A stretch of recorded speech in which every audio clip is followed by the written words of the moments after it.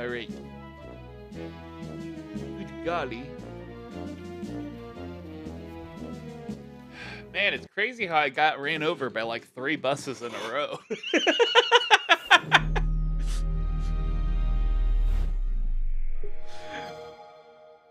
Oh my god.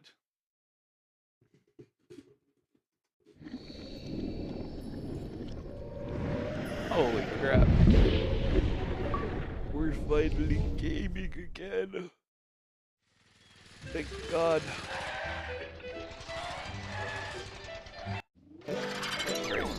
Skip that.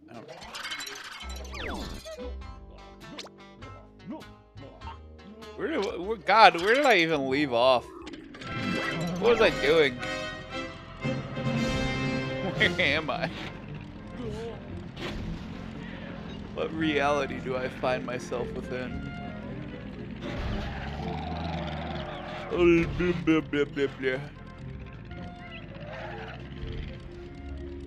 Follow-up question. Do I have all the notes here? No, we're still missing like 50 of them somehow. How are we missing 50 notes? Where even are they? Oh man, I'm gonna give the crew a little bit of time to show up here, gamers, because oh my gosh, did I fall off the face of the earth for a bit there? I'm playing this emulated? No, I am not. I am playing this. What? Why did I say that like that? I'm playing this on my Xbox via the Rare Replay collection. You know, it's a vibe. It definitely makes it a lot easier to go back and play these games. Supported in PC. I agree. There's a lot of games on my Xbox that wish they supported in PC. Same with like PlayStation stuff. And of course, Nintendo won't ever port things, but I can dream.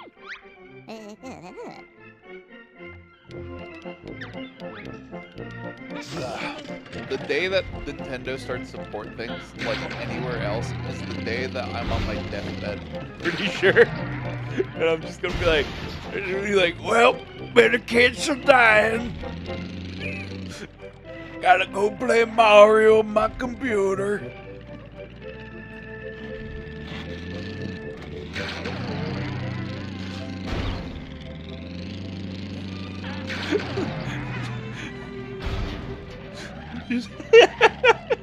All the disease leaving my body as I hear that there's like an official Mario game on PC.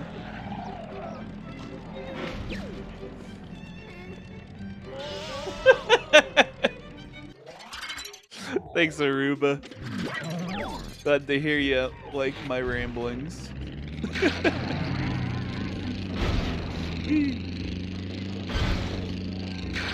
Viva Pinata with Steam Workshop would go hard. The world is not ready for Viva Pinata with Steam Workshop. I'm all good. Morning, Spooky. Okay, I'm gonna make an alarm right now. I got you.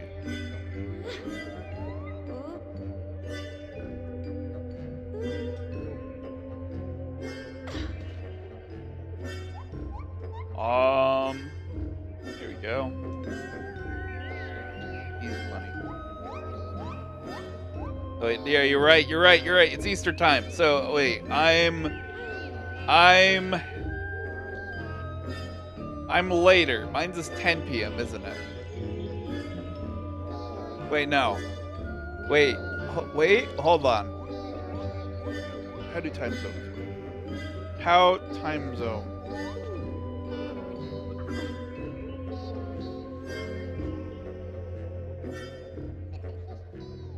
Hold on, I got this. 5 p.m. No, I'm earlier. I'm okay. No, we got this. Okay.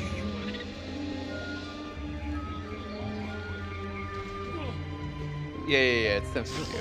Okay. I got this. Where am I going right now? Oh, I didn't want to build a vehicle. Oh no. How many days has it been since I was last live with Nuts and Bolts? I'm actually curious. Let me look at that.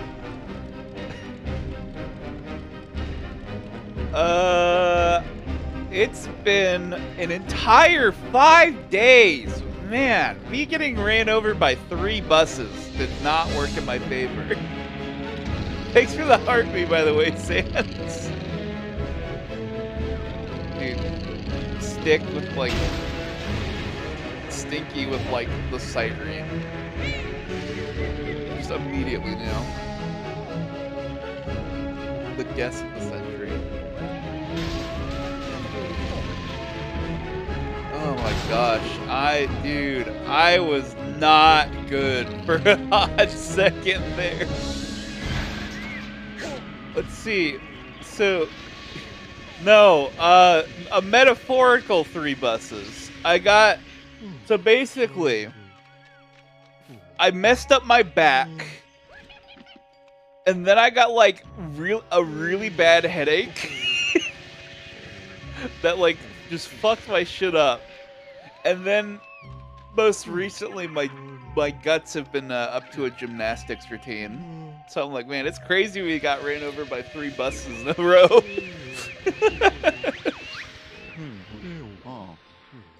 Never finished this game, but played the fuck out of it. It's a lot of fun, honestly. I've been having fun going through and trying to complete it. We already beat the final boss. I'm just doing all like the extra stuffs, so to speak.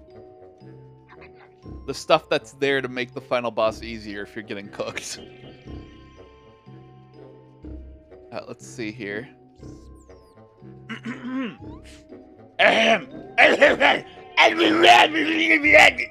Okay, my throat's getting cleared now. It's impossible. How am I supposed to shoot the targets and fly at the same time? I want to be an alien, not a ninja.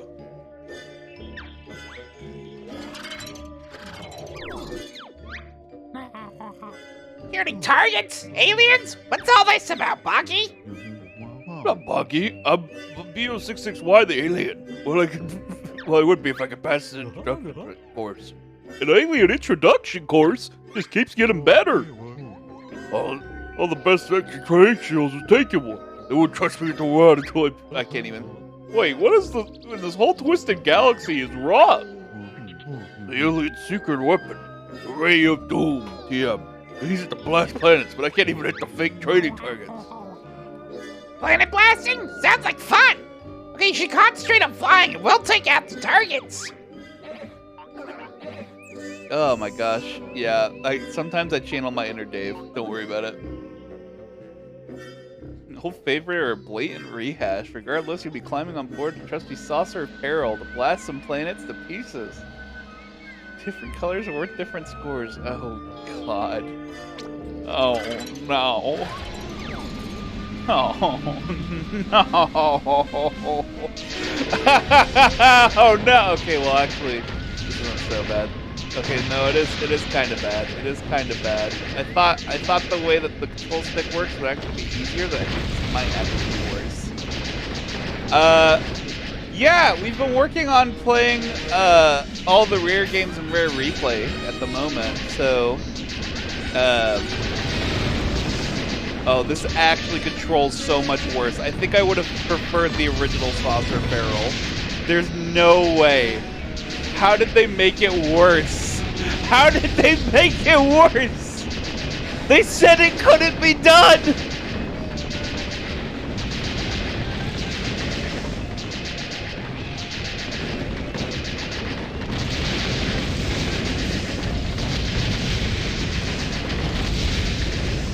What do you mean they made Saucer of Barrel worse? How do you even accomplish such a feat? There's no way! There is no way! I can't, I'm seeing it before my very eyes, and yet I still cannot believe it.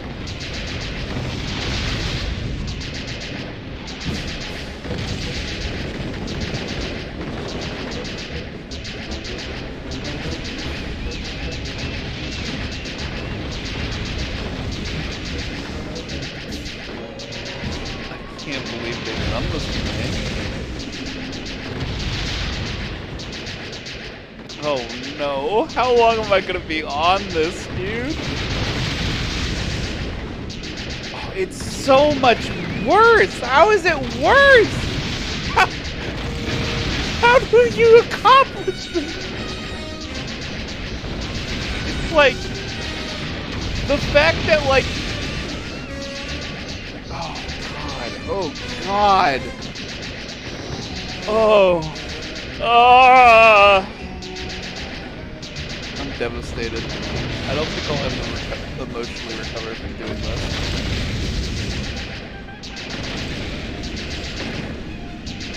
It's so much. How is it jankier?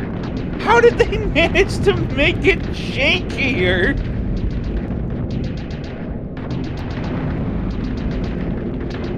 I'm in shock.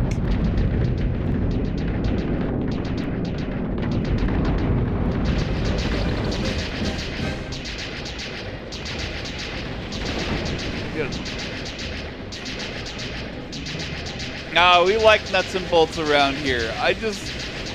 Wow! Wow! Hell yeah. Actually, Henry, we got the, like the dancing, like, green screen thing. Fixing over the living room. Oh, we've gone outside. We went outside? Okay. Bold. Bold strategy, Cotton.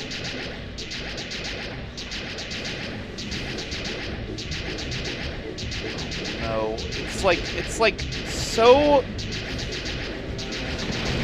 God, okay, even though it's like a whole machine gun, it's like the method of aiming it is just so much like it feels like butt. Oh, that's the end. Oh no. Oh no. No! No! No!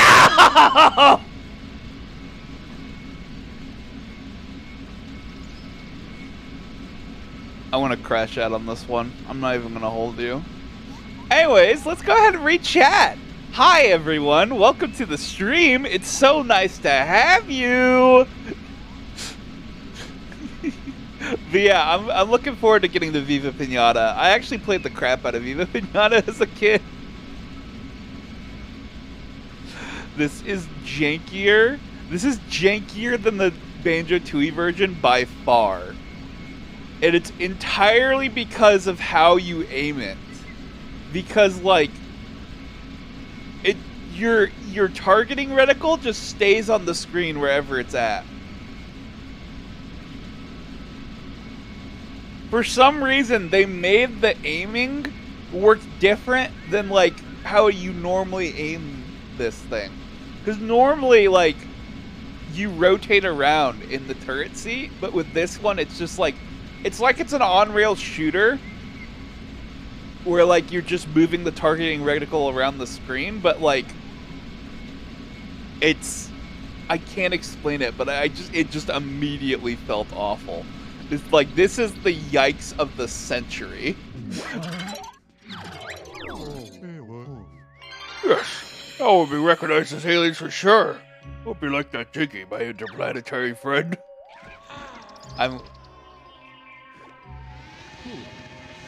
You know, if this was like a YouTube Let's Play, this is like really like where it's like, oh boy, I can't wait. It's like it's Saucer Apparel again. This should be interesting. And then like there's like the big loud like dun. There's like a black screen, like the most ominous ass shit. It says 42 hours remaining.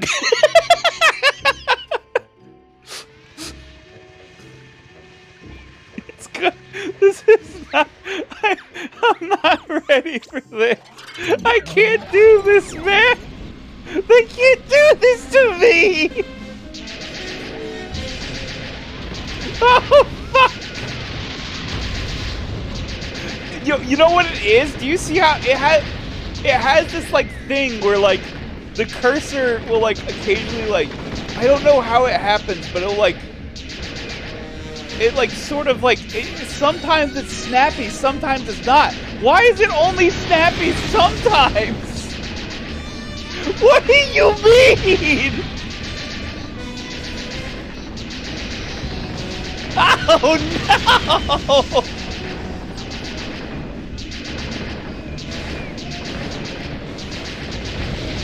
no! I've committed some great sin against God, and this is my punishment.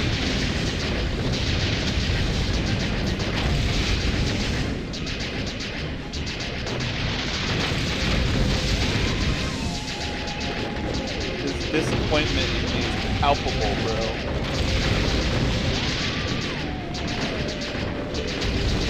Why is the mini-map on screen? What are you doing here? Oh no. I missed all of those. Oh, God bless America. What is going on? Oh, I somehow hit all those. Don't worry, guys. I'm locking in. I'm tracked. I'm gaming. I don't know how I hit all of them, but I did.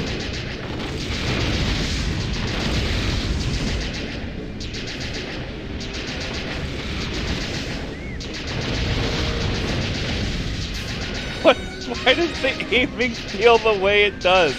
Why did they do this?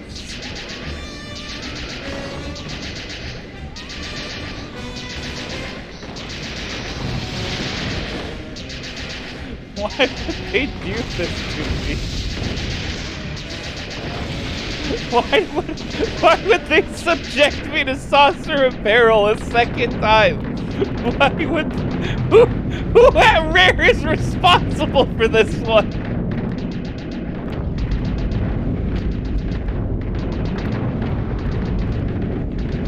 I don't want him fired, I want him dead, damn it!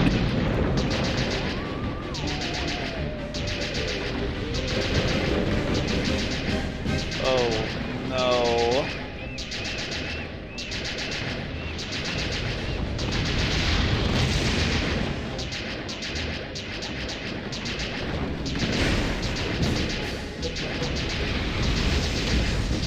So the thing is I can, so even though it has the turret has a fast fire rate, I can move the cursor faster than the eggs can like keep up.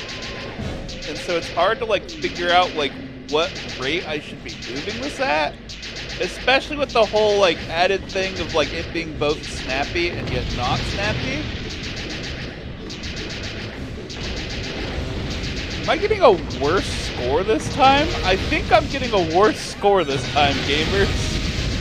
Okay, no, we got a bit better. Oh my god! Oh my god!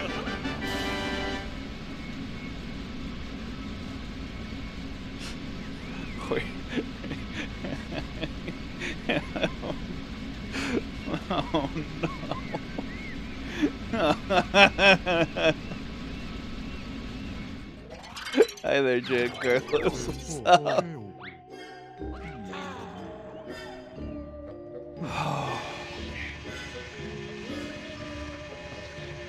Okay.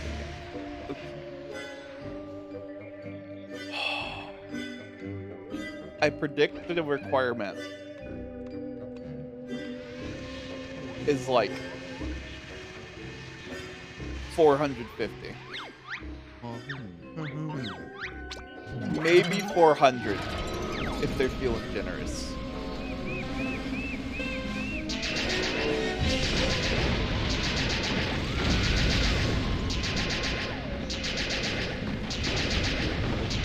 You know what? I hate to say this. Because this is definitely Nuts and Bolts' fault, don't get me wrong. But this feels like Tooie coming back to haunt me. This just feels like Tooie coming back to haunt me on this one.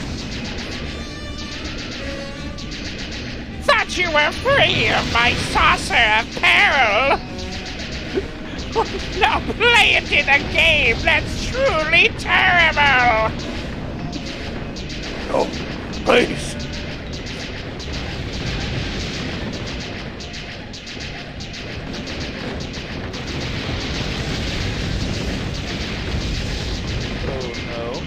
I love you, Nuts and Bolts. Why would you do this to me?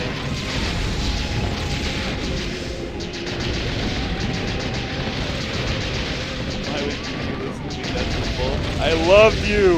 I loved you!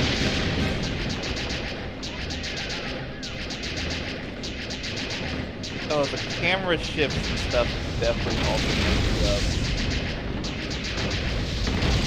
I feel like it'd be easier if I wasn't, like, subjected to the whims of Boggy's driving.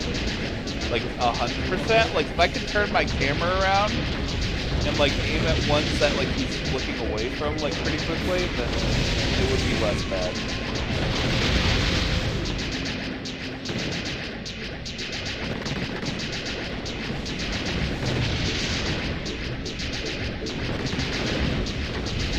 Sometimes it just feels like they aren't going where I'm aiming to. I don't know if that's a result of me, like however they programmed it. Or what? These eggs do not feel like they're going where the cursor is sometimes.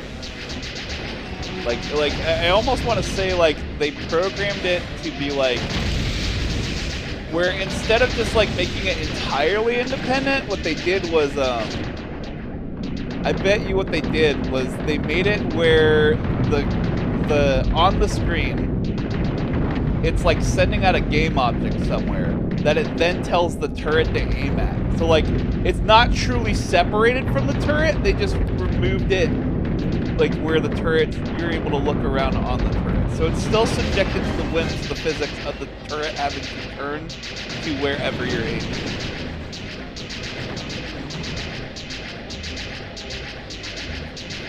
You know? You know what I mean? I don't know if that made any sense to anyone. Hi there, Stoner. We're suffering out here. He brought back the saucer of peril, and somehow it's even worse. They said it couldn't be done.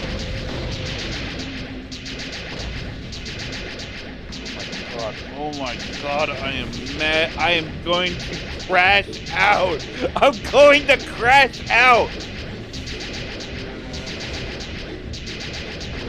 Oh my god.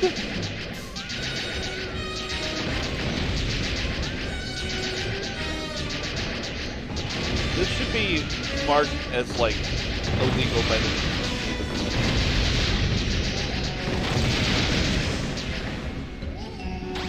Oh.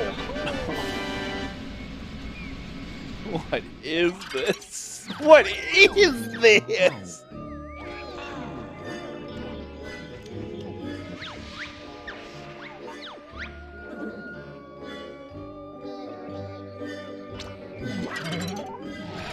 Wait, how do I even, you know?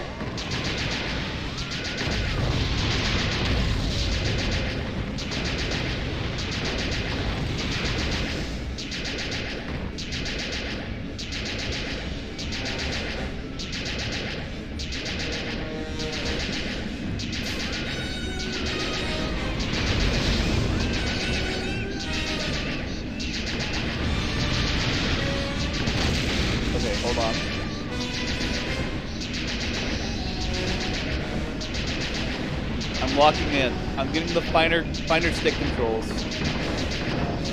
One of the reasons why you cannot 100% this game. Yeah. Yeah.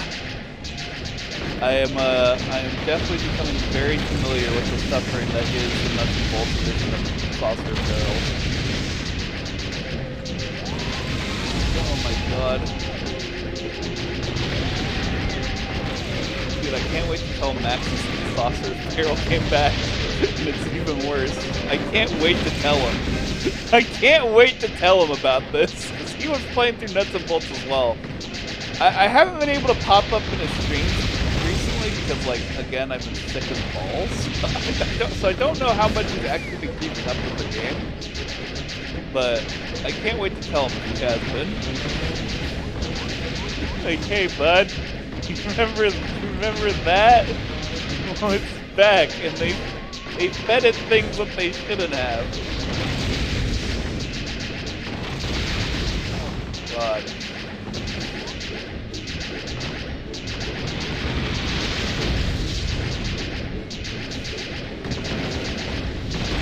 What do you mean I missed all of that? What do you mean that none of my eggs hit their targets over there? What do you mean?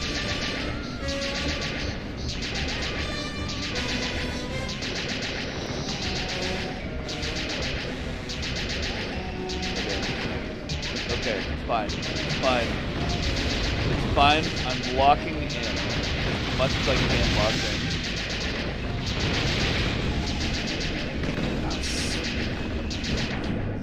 Bro.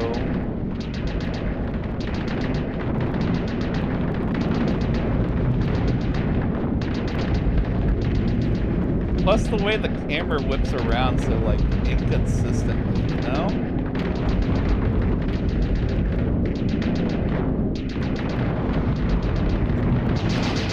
Okay, we have 269 so far.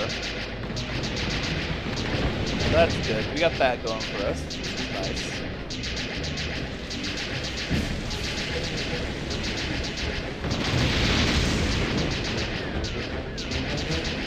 We are very much quickly approaching the final portion, though.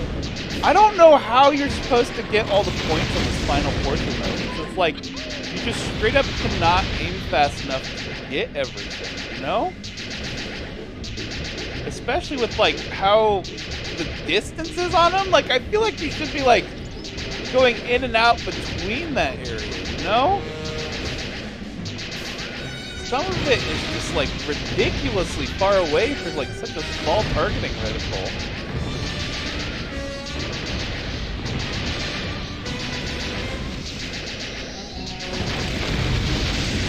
Okay, it's definitely 450. What the fuck? What the fuck? Hello?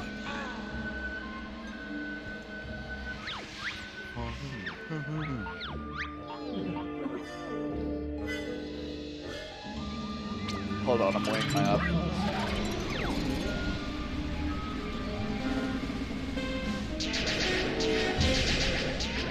I think if I press all the buttons at once and for some reason it's fire faster, the game has that kind of thing.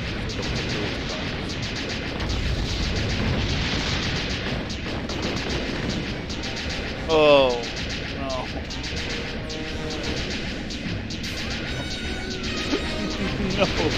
No.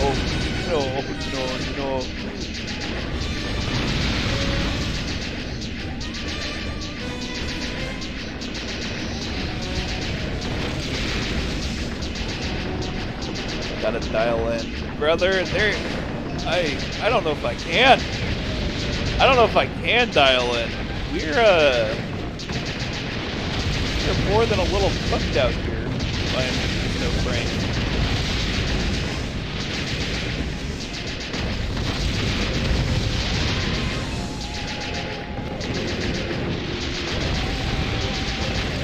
Oh my god. What is happening?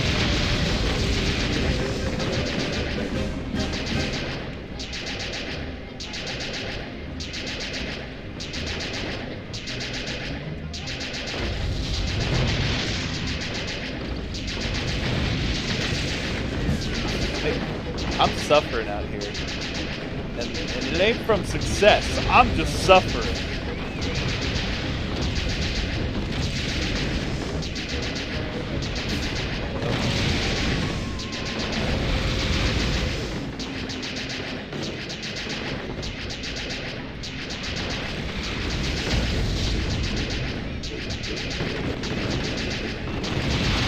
All those stuff.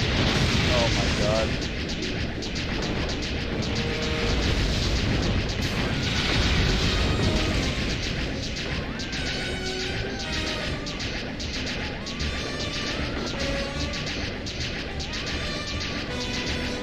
Oh my god, how are all these shots missing? This targeting reticle is not a real thing. It is not, it is a fake object. There's nothing targeting about this reticle, bro. Oh my god. We're gonna be at this for a bit. This might be the entire thing we do all stream today. Like, this might just be my entire day.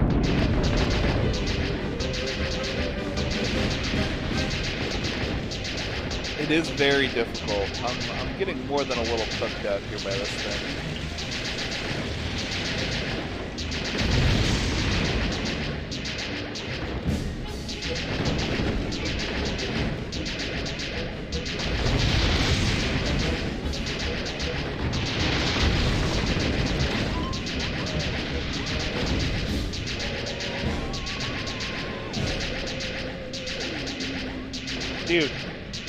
Dude! I was like, okay, maybe I just need to cast a wider net. Maybe that's the problem. And it was like, no, that's not the solution. Oh my god, what is happening? How do I do this? Oh.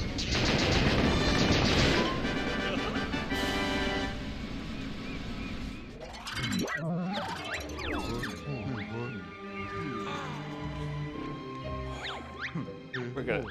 This right here. This and the tightropes is why Nuts and Bolts is a bad game.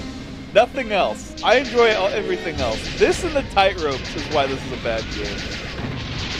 Those two things specifically. Like, why is there not more, like, of the planets in this tunnel? Like, why is there not more targets to shoot at here, other than these ones, like, right in the middle? Boggy. Dude, Boggy. Go die in a bog, bro. Oh god. And plus, there's like such a delay. You don't know whether or not you've actually hit your target until like seconds later. I guess you just, and like you can't even just like trust like, oh yeah, I definitely hit that. Because like, it's so janky. And there's like really weird in-between times for like how long it takes an egg to reach its target.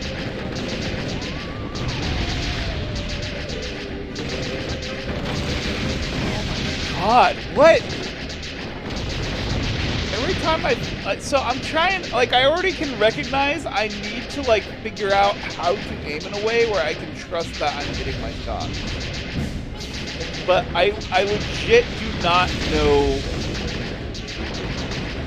I don't know how to aim in such a way that I can just trust it, because it like none of these are going. None of these are like. It just doesn't happen at a rate that like I can just inherently trust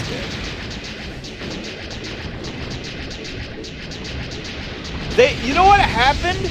They made this mission with when the egg turret had a higher fire rate.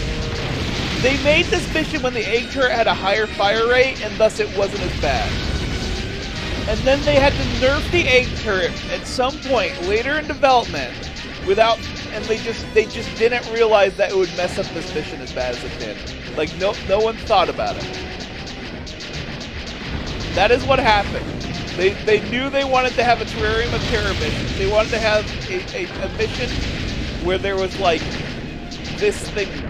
They wanted to bring back the saucer apparel because it'd be funny. And they did it. They had the idea for it earlier on, and they did it, and they made it, and they got it working, and then they decreased the shit.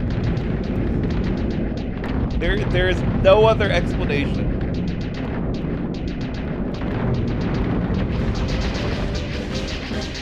This is so ridiculous. This is actually so ridiculous. Max's? Bro, it's bad out here. It's bad. It's so bad. It's so bad. It's actually so over. You have no idea how over it is. Oh, this sucks. This sucks. Okay, we need to ignore all those at the front, I think. This is, oh no, oh no, oh. Maxis, it's so bad out here, bro. I'm like trying to like discuss and figure out where things went wrong. It has to be that the egg turret fired at a higher rate.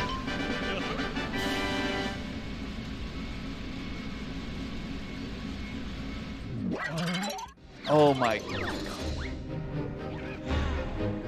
Saucer of Peril itself was not that bad, as much as it like made me struggle. This is not a log's choice. This is a part of the base game. This is just a mission in the third act of Terrarium Terror.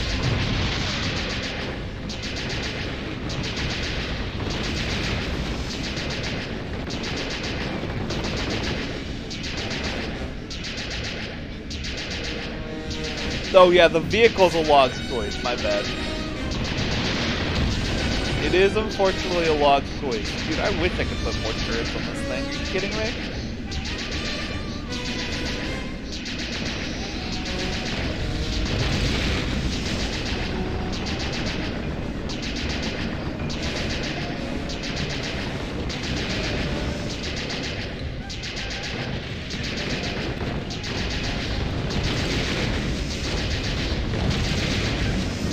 Why is it like this?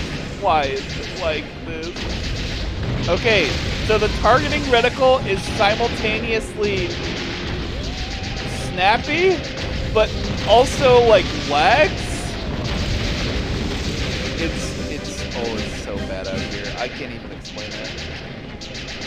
How they been? How's my back? My back is mostly better. We're on that like tail end of it healing where it's gonna take forever. This is the whole thing. That said, I'm at least back with my normal setup. It's press and hold. Wait, that's a good point though. Can I tap faster?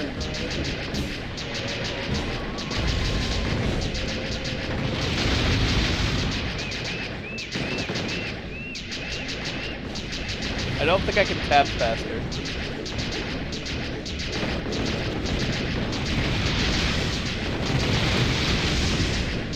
I'm telling you, they designed this when the egg turret could fire faster. And then they had to decrease it later in development. That has to be the explanation. There's no way that it was made when the egg turret fired this fast.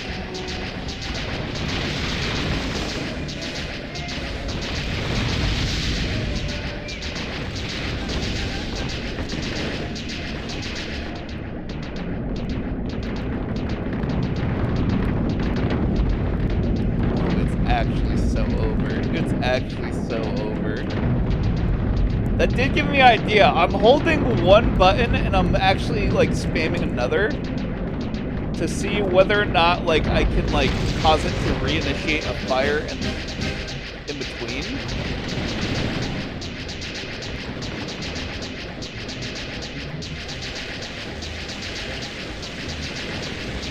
There's got to be like some speedrunning tech for like the 100% run of this game. Like, someone knows the secret to this. Someone knows the secret to this one.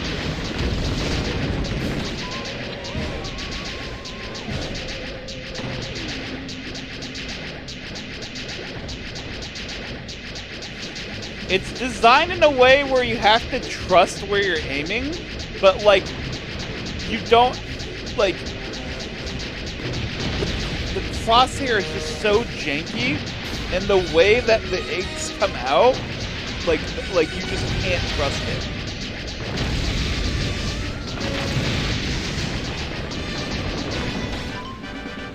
So I triggered the 2 buttons and alternate. Maybe I might need to take a break real quick. Hold on. I gotta go refill my water. I did not big brain this. My bad, y'all.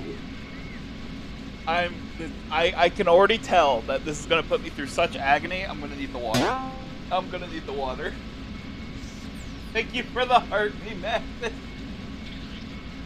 Oh. Oh.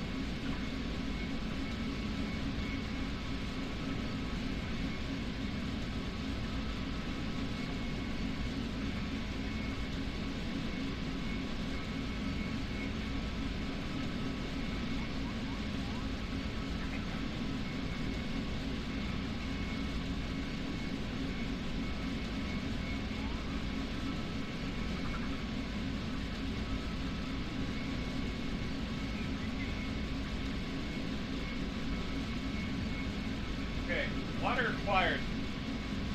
Is that coming from my mic or is that coming from the game? Okay, it's coming from the game. That had me worried for a second. I was like, excuse me? Like, hello? Is my AC making that much noise? Okay. Water acquired. We need to hit a score of 450, and I'm barely getting 350.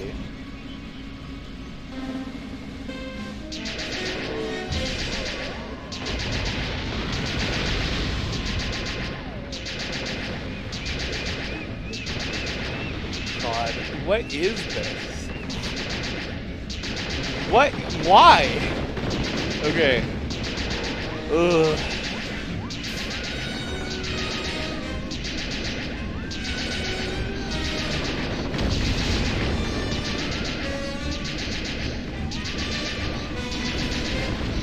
Some sections of this make sense. Like this section, it's like, yeah, okay, I just need to slow down and like get my aim right. But other section, it's like, oh, what were they doing, bro?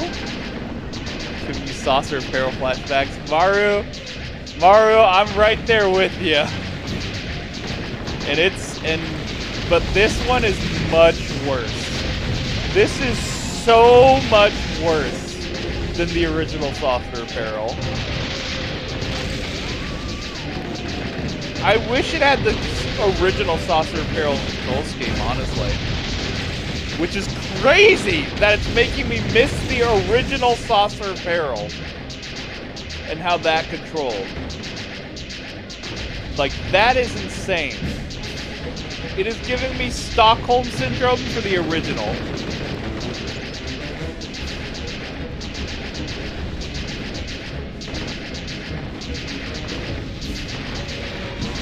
I can't aim all the way up either. It like cuts, for some reason it cuts me off before the top of the screen.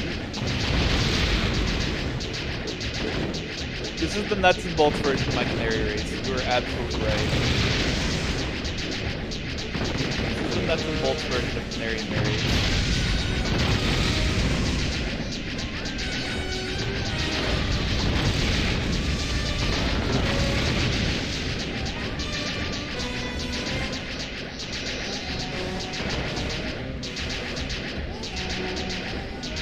Bro!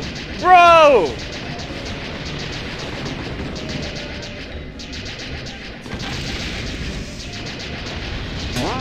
Yeah, I'm trying to remember the targets maxes and hit them early, but it's just messing me up. Thanks for the roses, Aruba. That's the whole thing. Like I said, though, it's like not reliable. Because if you see, it's not like the eggs are coming straight from where I'm like pointing at on the screen. Like they aren't going straight forward. They're firing out at an angle. So I think what's happening is that it's not like a wholly unique thing. They just changed how the camera works. So what I'm actually doing is I'm aiming the egg turret on top of Boggy's driving. Like it actually has to physically turn even though I'm not actually turning it myself. And so it causes things to fire at some weird ass angles, brother. And it's like, and it does this weird thing where it's like either like sometimes it's snappy and sometimes it's just super like slow and delayed for like when it stops going.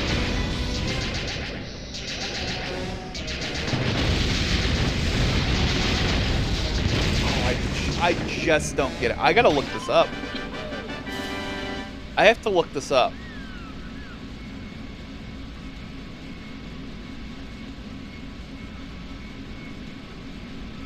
Is there a strategy or something?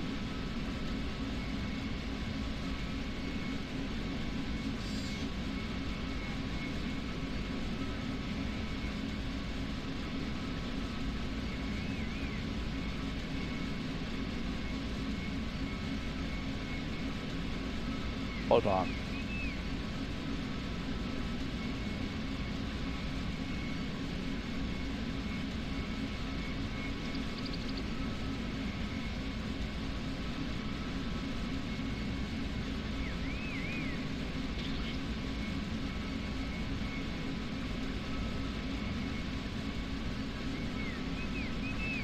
Bro.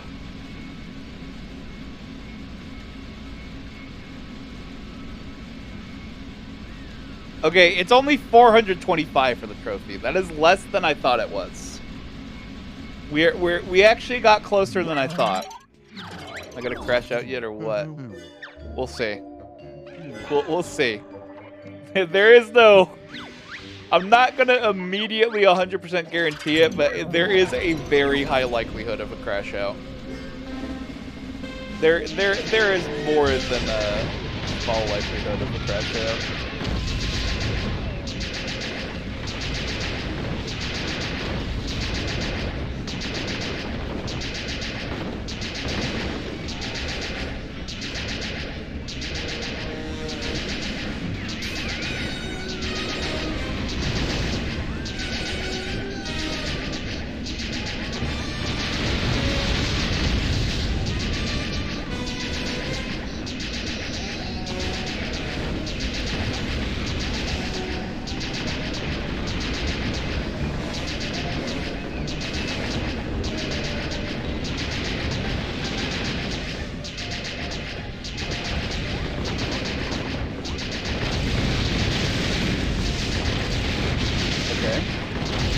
Locked in.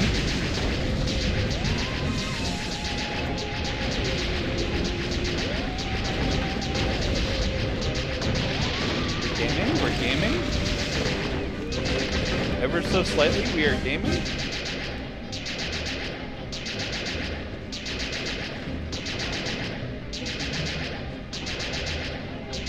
We just gotta pick our targets. We gotta, like, pick our battles.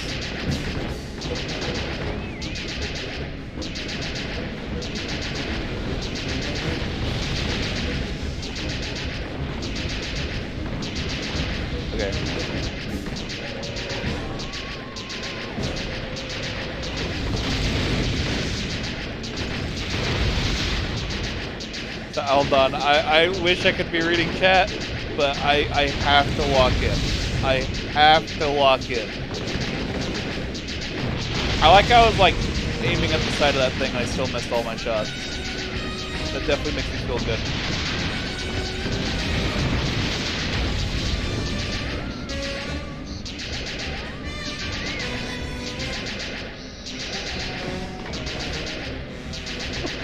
All I know is that someone's saying something wild. I think Nuts and Bolts has ever been called a slur, but I think today it will happen.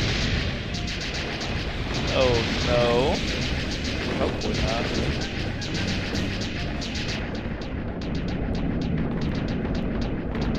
Erdessa, that's wild, bro.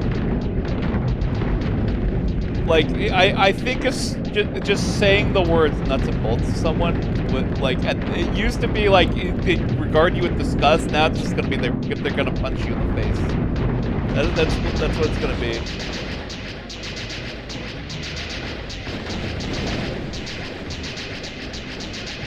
Okay, I have something resembling a score. I did not disagree. This is true.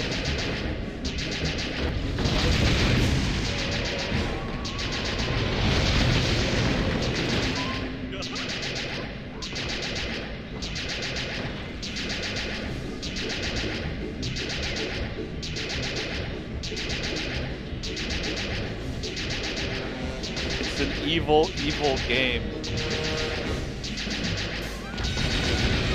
Saucer of Peril, Nuts and Bolts, and I just sock you right in the face.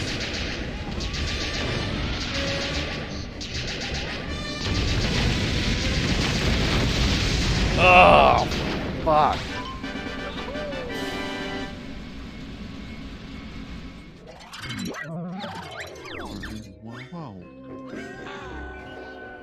That outside portion is where the real nightmare begins. Did you see how long I was trying to aim for and hit all the blues in the background there, and I just wasn't hitting a single one of them?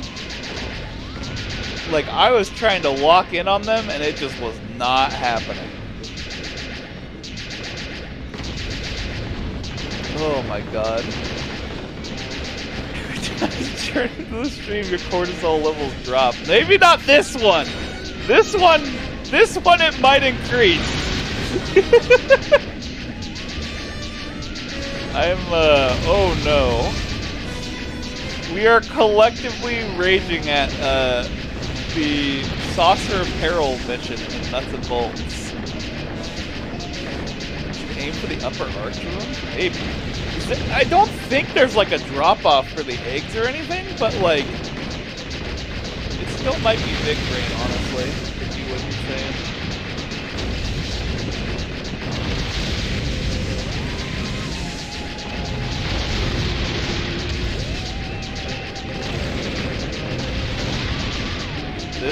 This is nefarious. This fidget is nefarious.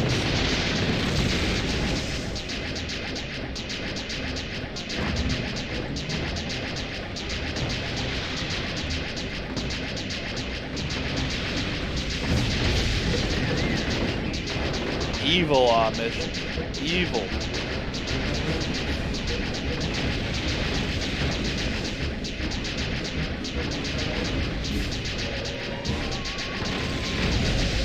I literally just can't trust that the eggs are going where I'm aiming. I can't trust it.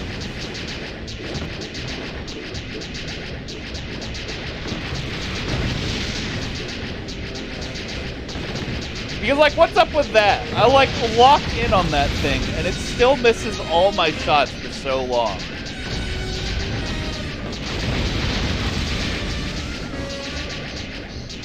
I'll lock in on one thing, and then it'll still miss, like, every single shot on it.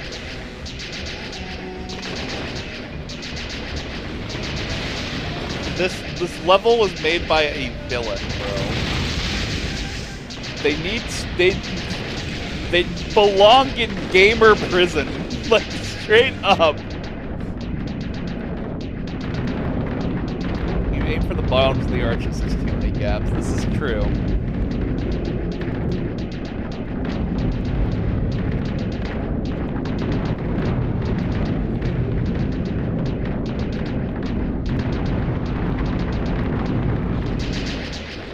Oh my god. Alright, we got 271. This is not a good score. This is not a good score to be going out into this.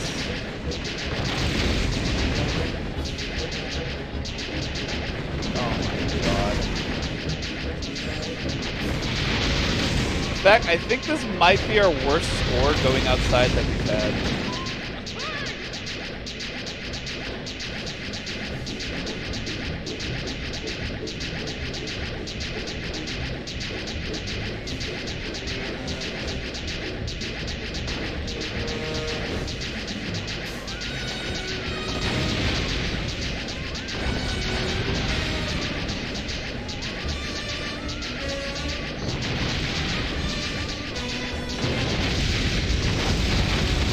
Oh my god.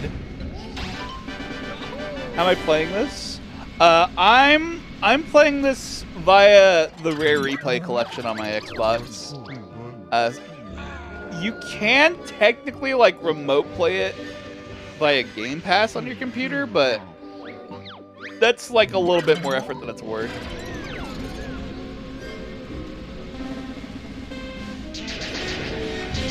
Like, Rare Replay is definitely really good, though. It gets you a lot of games for really cheap, especially if you buy it used. It's honestly such a great deal.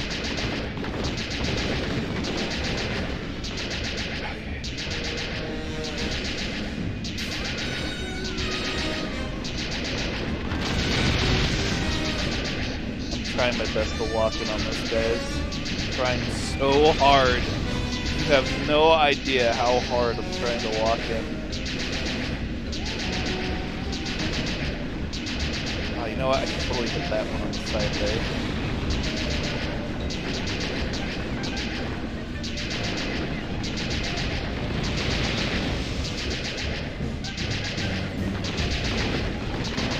I'm trying to aim at some of the ones that are like later in the level, so I can hopefully get more from them.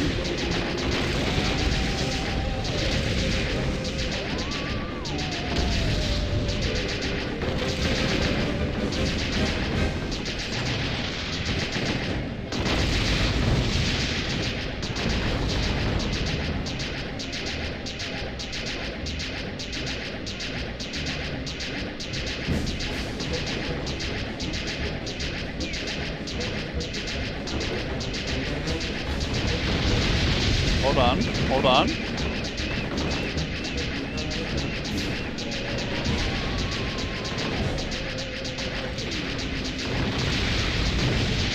Hold on.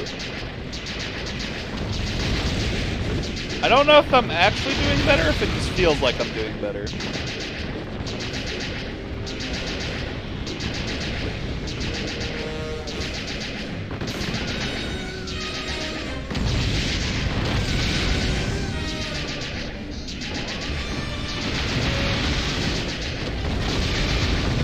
I feel like I know in my head exactly how they program this, though.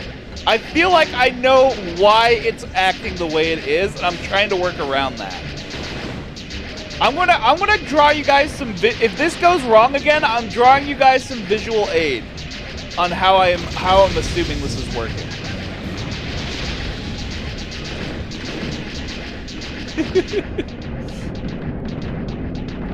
Oh my gosh. How poorly. Gosh, I'm sorry, man. I'm sorry! Straight up a villain made this.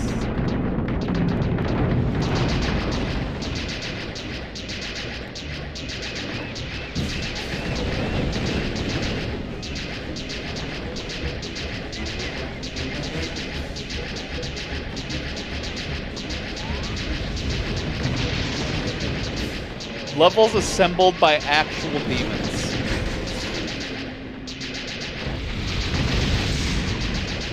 All in Exorcist, on God.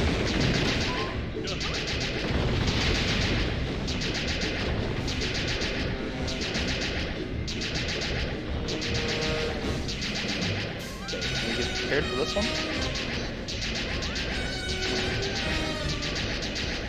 My eggs are not going where I'm aiming? My eggs are not going where I'm aiming?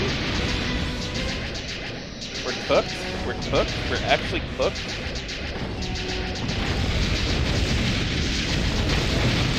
How did we go from a run that... Okay, I'm drawing you guys visual aid. We're going to discuss this. I'm going to draw you exactly how this was programmed. Okay?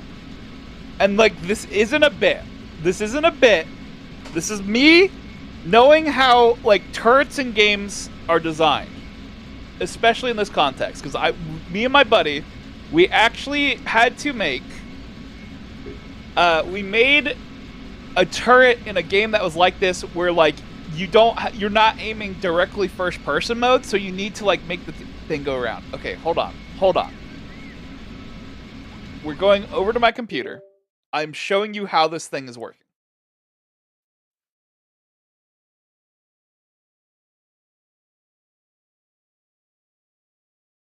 Alright, this is how this works. Like you think I'm setting up for a bit, but like I'm dead serious. This is what we're doing. Aiming for the upper arch has been helping. That was great advice. I do agree. Okay. I'm sitting up in everything. So here's how this works. Let me get my glove on. Oh, shouldn't take too long. Okay. So let's say over here, we have our turret. I'll go ahead and set this to like blue. We have the saucer and the turret. Right? That's how that looks. So normally, you are sitting inside of this turret and you are rotating it around, like whatever direction you're looking. And it has like a slight delay of like some fraction of a second or whatever. Because it has to actually, because they made it where it actually like physically rotates around. And it because it's like they wanted to give it some weight, right? That's how it works. That's how the turret in Nuts and Bolts works. So if you're looking around super fast, like mega fast, then your eggs will actually lag behind your cursor ever so slightly. It's actually designed like the same way like in War Thunder, Where like if you're like really whipping the gun around in War Thunder, it actually shows you a targeting reticle of where your bullets are actually going and where you're aiming, right? Like there's a secondary targeting reticle. We don't have this secondary targeting reticle, so we don't have this information. Okay? So with that in mind, I'm assuming that when this mission was designed, the egg turret had like a faster fire rate, where it would just be like beaming things with eggs, right? But at some point in development, they were like, okay, the egg turret's a little busted. Let's nerf this thing a bit. And so they like got rid of these two in between eggs. So now it's like more gapped out. And that's on top of the fact that you have your lagging targeting reticle, right? Now, usually, when you are playing an on-rail shooter, your bullets here. In fact, I'll do it from this. If you're playing an on-rail shooter, your bullets are going like directly at where you're aiming. There's no actual thing because it's entirely hit scan, right? It is a hit scan projectile. It is going exactly where you're aiming. That's how Saucer of Peril worked in the first Banjo-Tooie. The whole thing with Saucer of Peril that made it difficult was that the aiming felt a little weird, right? So the problem is we have a combination of things happening.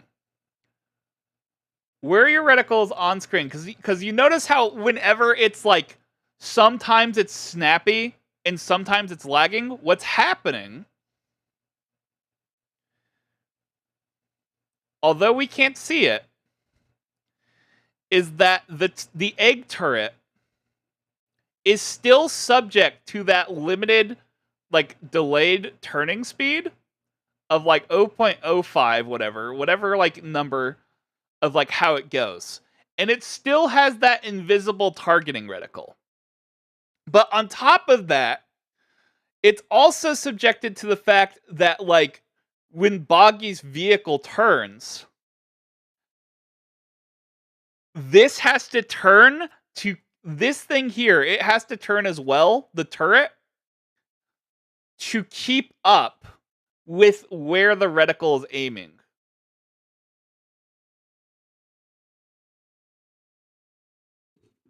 So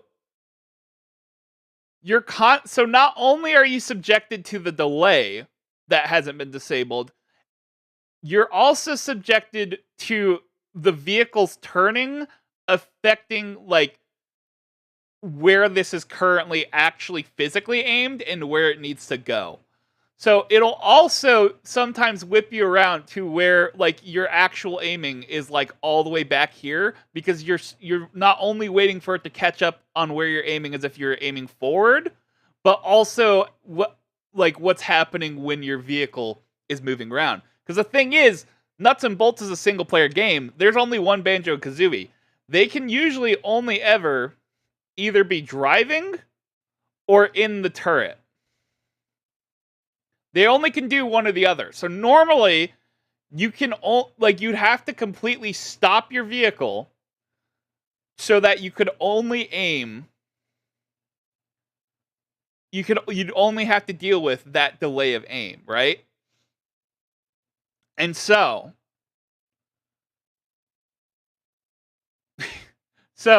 rather than setting this up like it was a normal twin stick shooter, what they're doing, I'll give you another visual for this. And also before I move on from that, keep in mind that we're shooting less eggs because I'm pretty certain they had a higher fire rate turret. And so we are now shooting less eggs, so there's more of a gap. Because doing that, as much as that's annoying, if you have a high enough fire rate, it doesn't really matter. The mission will be baby mode easy. So what they're also doing, in order to make it where the thing that you're aiming on screen is here, in fact, I'll draw you a visual. It's like this. And imagine that the turret, again, keep in mind that the turret's back here, and it's having to rotate and all that. Keep in mind that it has this delayed rotation. So if normally how you aim the turret is that this stays locked in on the center of your screen, your targeting reticle, and all it is that you're dealing with the rotation of the thing. So you can visually see the rotation that's occurring, right? And so that means that there's not much of a desync between the targeting reticle and how it's working. However, since they have like broken the chains of this thing and let it aim anywhere on screen, it's now unlocked, it's free. So this thing is now like aiming with the awkwardness. But you have to keep in mind, so if you're not keeping this linked up with where the player is looking, then how are you making this thing rotate to where it's hitting on screen? Because you might have something like here. I'll say the blue things are the foreground, right? You have your building in the foreground. Or whatever have you. There's something here. You got your targets. But then in the background, there's also a skybox, right? Like you got your sky back here. And because you're in a dome, because the skybox is actually a giant sphere that goes around you. And there's also like these random little trees and stuff in the background. So the main problem once you get outside is that you're trying to aim at this thing in the foreground, and basically, sorry, this is a bad explanation, but basically, when you're aiming your thing, wherever this targeting reticle is on screen, like say it's like right here, what it's doing in 3D space, side tangent. What it's doing in 3D space for wherever your targeting reticle is on your screen. Here, I'll just like draw a background object. And we'll do it something like this. I think this might help visualize it a bit more.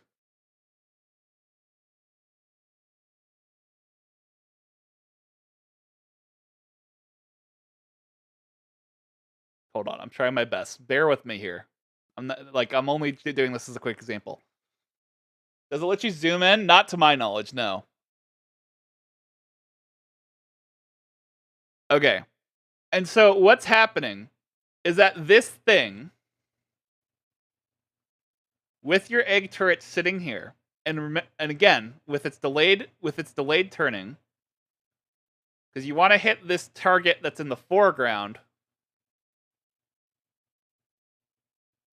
And keep in mind that there's this whole background thing going on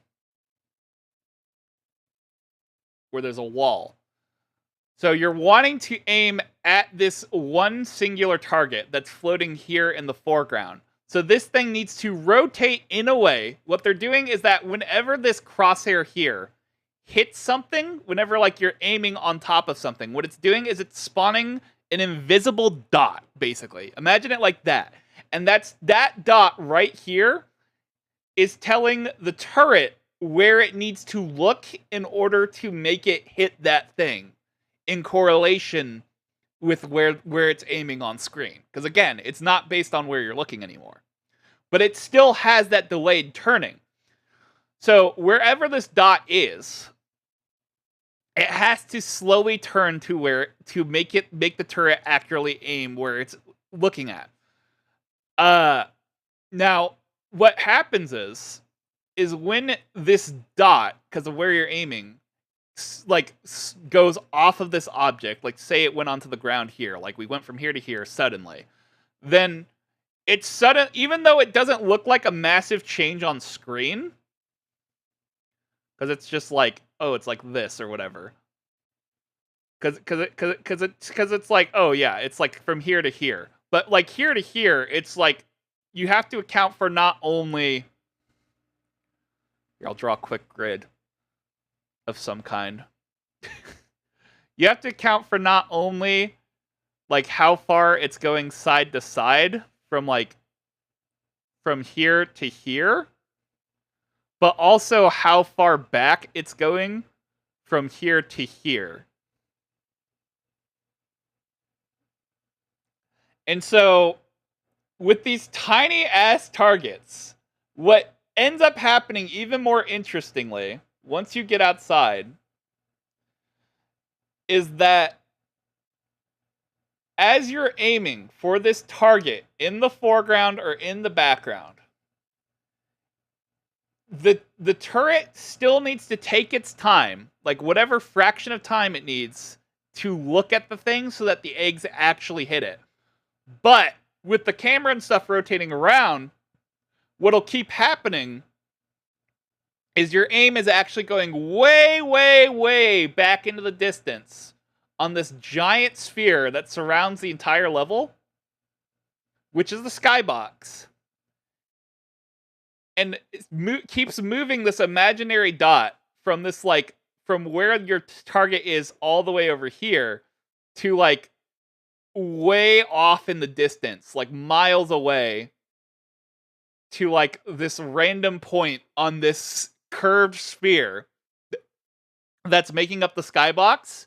And so, and as you try to adjust your aim to go back and forth between like actually aiming at the target and this big old sphere off in the distance, it's with how the delay is for it aiming, it's just like constantly like slowly readjusting somewhere in this midpoint between these two things. A wildly large midpoint. There is a stupid amount of space here. Like, say there's like something like 2 miles of it, like slowly like whipping back and forth because it's like relying on the computer to aim it, because you're just telling it, you're basically trying to tell the computer where you're trying to aim your thing, but it's still having to like, it's so stupid. It's so stupid. I don't know if this is making any sense, but it's literally just because of how it's working on screen, where like things are moving at a certain rate, and then because of the camera moving around, because Boggy's driving the vehicle, as well as you trying to keep your crosshair on whatever you're aiming at, it causes it to constantly be stuck in literally a mile's worth of space in between, even if it's not really that perceptible. Because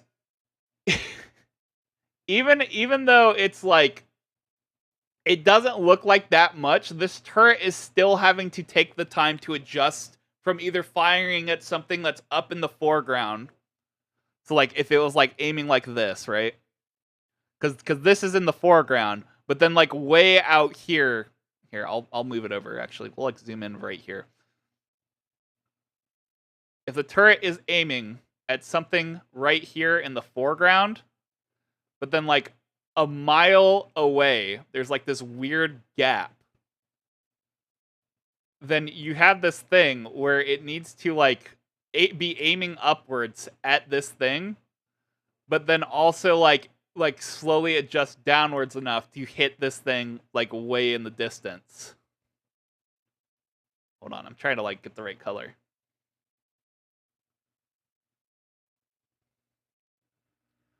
And it's just a whole fucking mess.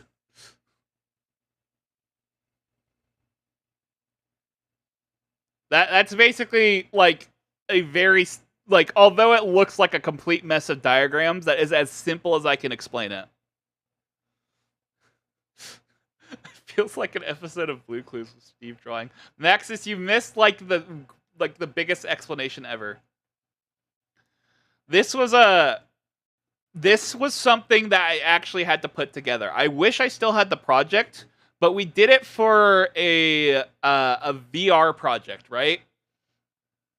And so like the thing with VR is that you don't want to like move your player around. You don't want to move like your player around without them moving your head around, because that's going to cause motion sickness.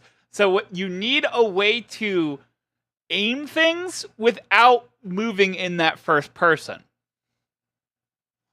other than like keeping it where your head is looking. But that also means, because like what I was making was basically you're on a pirate ship. You're on a pirate ship in VR, And so your head was up here, but like, and that's like the VR headset on your head, I guess. I don't know.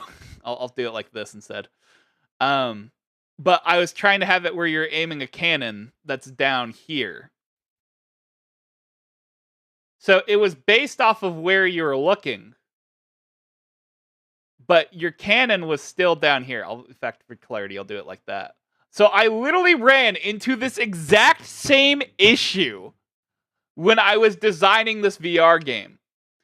It worked slightly differently, but it was doing the whole thing where it was making the invisible dot, and then this thing had to aim at that invisible dot. I ran into this literal exact same issue, and it was a nightmare, but I just had to deal with it because I was an inexperienced coder, and it was like, whatever. This is just what we're dealing with. But yeah, I'm explaining, Roy, I'm explaining from the this perspective of someone who's actually worked on a system like this as a game designer.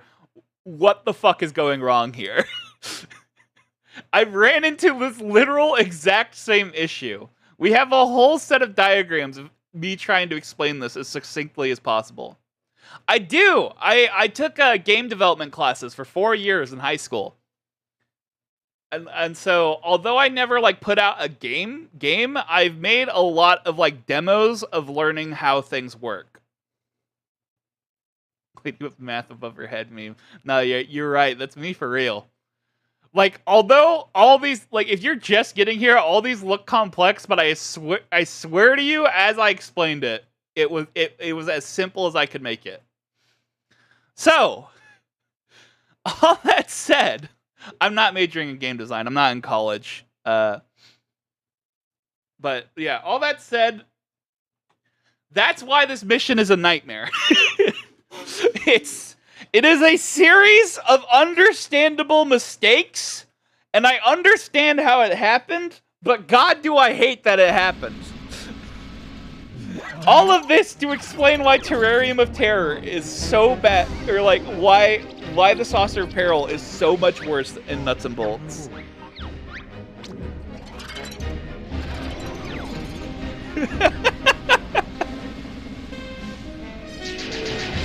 If anyone ever asks you why it's so bad, for some reason, if you're like playing Nuts and Bolts in the future and you want to explain to people what's going wrong there, you can use that video. Like we can use that VOD whenever I upload it. No, Terrarium is the worst overall. This is true, but I'm specifically addressing the Saucer of Peril. I'd also like to point out this is an explanation coming from someone with aphantasia. Like I have zero mental visualization, but I still know what is happening. I understand the logistics of why this thing is being so stupid.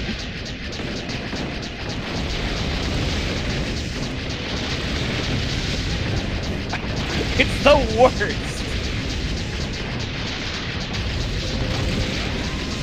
And so I'm trying to use that knowledge to my advantage to understand how to get around the aiming issues I'm encountering. But obviously that is like just not working. That right there is the whole explanation on why, like, when I'm aiming at things, like my eggs just aren't going where I'm aiming though. You'd think it'd be entirely like, oh, things in the foreground are going to be easier to hit because there's less travel distance. But it's like, it really is not that simple.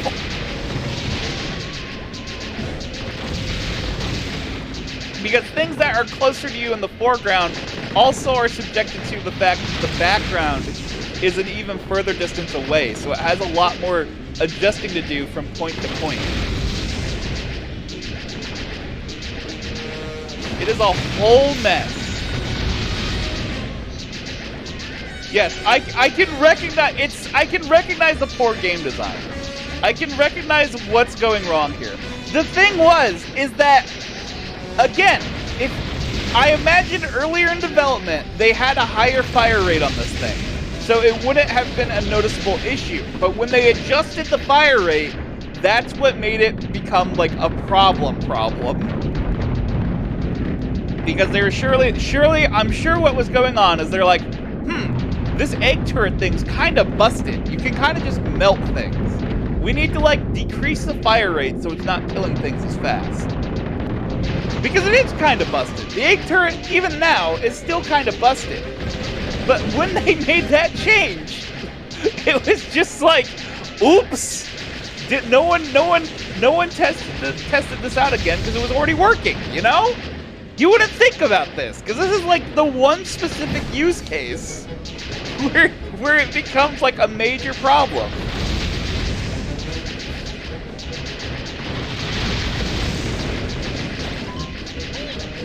It literally, it isn't a fault of like the developers. Although yes, it is their fault. It isn't a fault of the developers themselves. It's something that would be very easy to miss.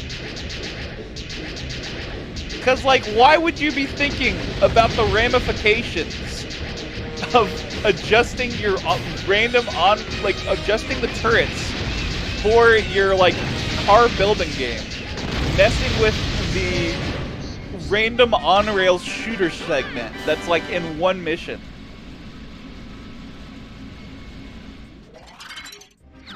There's no reason to think about that. It'd be hard to make the association with it unless it was something you were constantly working on and keeping an eye on.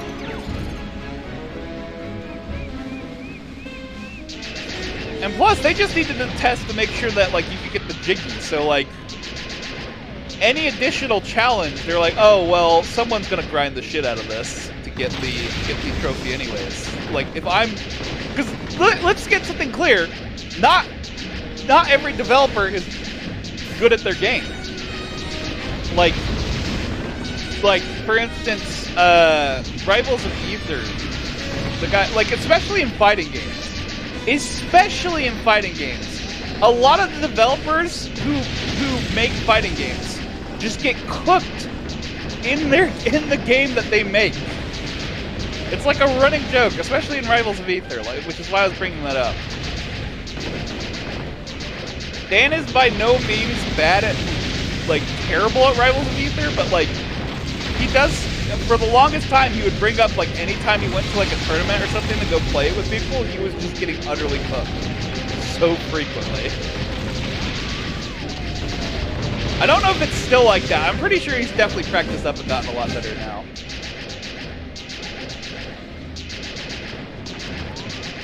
Thanks, Big. Thanks.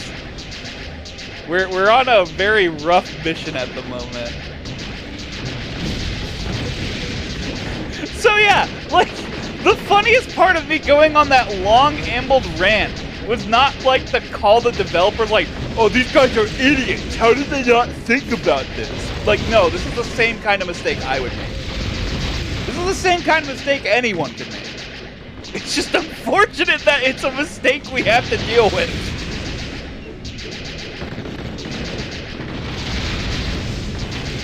Now, that said, that is me assuming based off of my experience that that's the most sensible way to do this.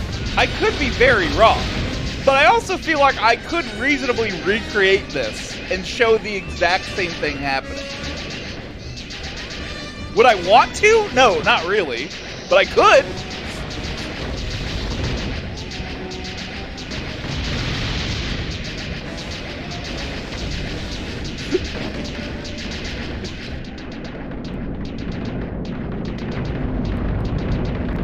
Dude, imagine if they added drop-off to the eggs for this, though. Oh my god, I'd be seething. It is a miracle they just go straight forward. Support my game developments, thank you.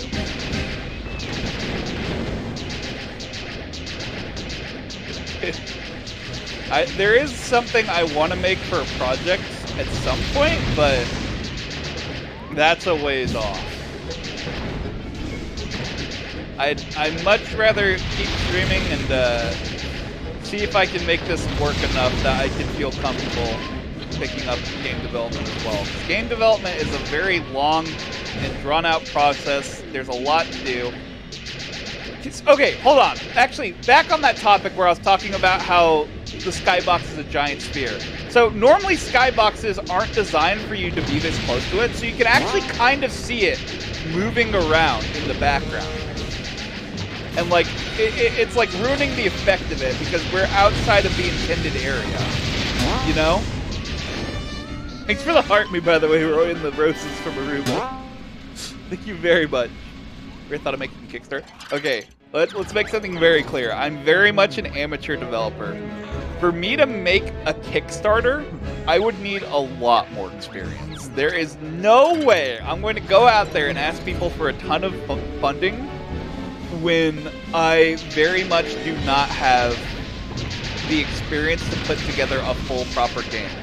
The most you'd be seeing from me is something that's like a Flash game.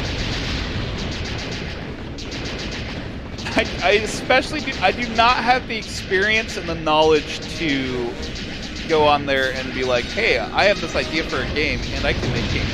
So obviously that means I can make this exact game that I'm pitching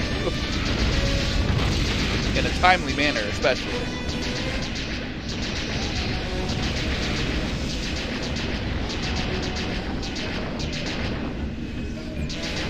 He also used the grenade turret to flip through this terrarium and explode skybox. Really?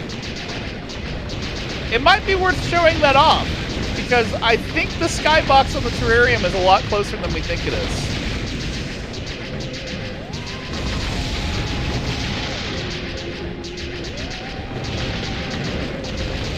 Okay, see you later, DDR. Thanks for stopping by. Part of the Kickstarter should be hiring developers, though. Okay, so that's the problem, though. Hiring a developer means that you are going to be having a constant drain on whatever funding you have for Kickstarter, right? Like, you gotta pay that guy. He's gotta have an actual paycheck. And on top of that, he's gotta have a game developer's paycheck. Programming and stuff is a very expensive thing to learn if you're like going out there and getting like all the certifications and the like college education and all that and what have you. And so it usually means that it's better pay well because it takes a long time to learn it and it takes a even longer time to learn how to do it well. And so just saying like, oh, well, you can pay a developer. It's like, on top of that, mind you, you'd be saying that you want someone who is not super experienced with making games to be telling someone, in charge of telling someone who is vastly more experienced than him, hey, this is how you should be doing this. Like, this is what I want. Why can't you make it happen? It's so easy. I know what I'm doing. I know how to make games. Just do this, this, and this. Oh, this doesn't feel good. Well, why doesn't it feel good? I don't know. But it doesn't feel right. It needs more work. Like, no, I'm not doing that. It happens all the time, though. Well, yeah. Well, in those cases, it's much more like, I'm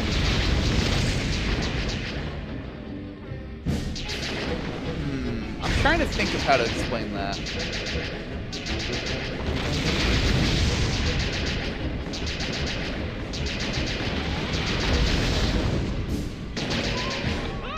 In those cases, it's more like you're giving the company permission to use your branding and like associating your brand with and like paying them to make a game for your brand, right?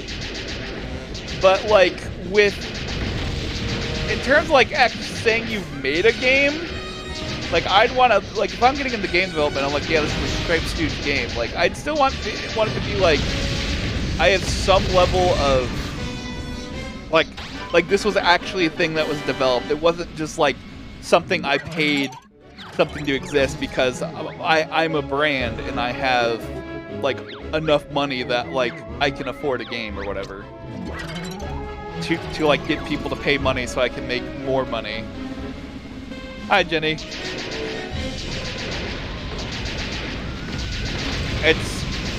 There's nothing wrong with that, by the way. I'm not like saying that out of like a distaste for YouTuber games. It's just like that's how that works and that's what it is. It's the same way you pay an artist to make art for you. It's like, because game development and game design is an art of sorts. It's something you have to practice. You gotta like learn how to do. And so when you pay an artist to make art for you, like to some degree, it's not like for instance, I commissioned Pops to make an emote for me. Although yes, it's featuring my character, it's like Pops is still very much the one who made it, you know? And so it's going to have a lot of the flavorings and stuff of that Pops has learned from her expertise of doing art over the years.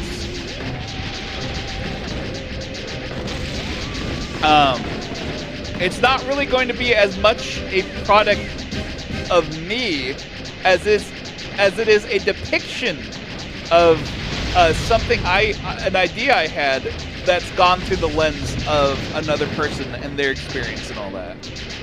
Yes, we are trying to get all the TT trophies, much to my dismay. Jenny, you missed the most long-winded game development explanation on why this mission is, like, messed up. It was so goofy.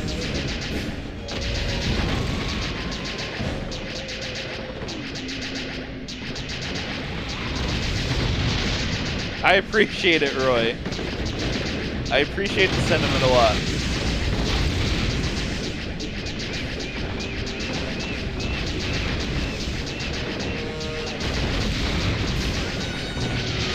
Oh, man. I've definitely been messing around with Godot recently because I want to, like, figure it out. Because I was trained on Unity development, which is nothing wrong with Unity. Well, okay, there is something wrong with Unity, and it's called the Unity the company.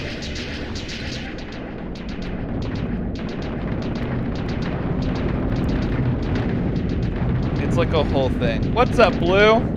We're playing the Saucer of Peril, but in Banjo Kazooie Nuts Bolts.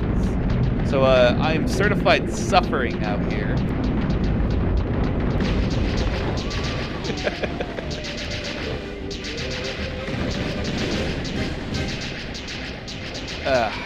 But yeah, generally speaking, my project timeline for anything is always really messed up.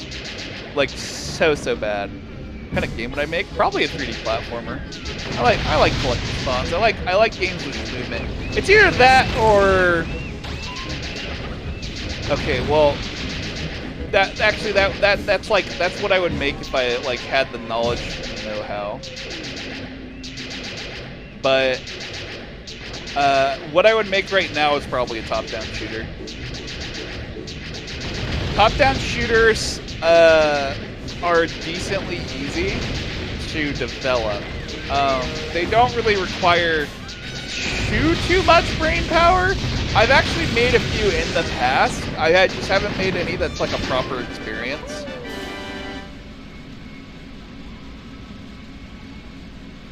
Certifiably suffering, yeah. But with enough experience, I'd probably try to make a 3D platformer.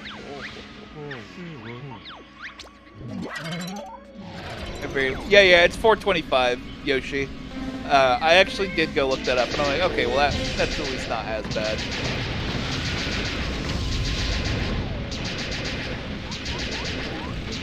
But yeah.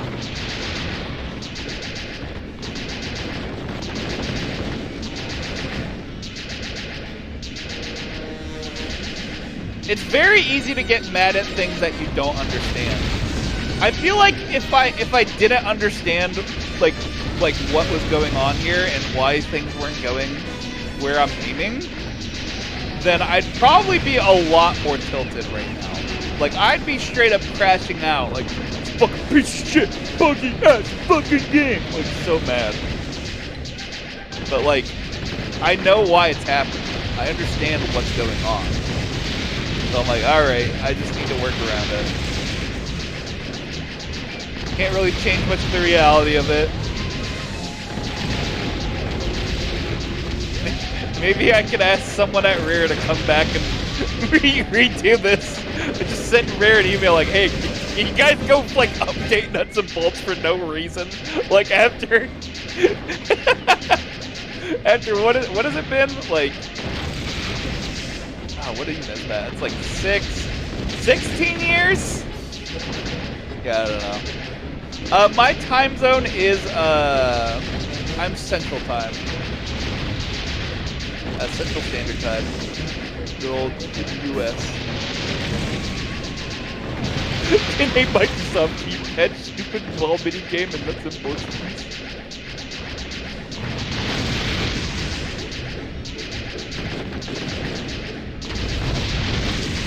Dude, imagine, you know that one guy, you ever hear about that story, that one guy who was like a programmer and he applied to be at some company and he just went in there and fixed some like 5-year-old bug and then like breathed the hugest sigh of relief in like heard throughout the office and then immediately went in and put his resignation.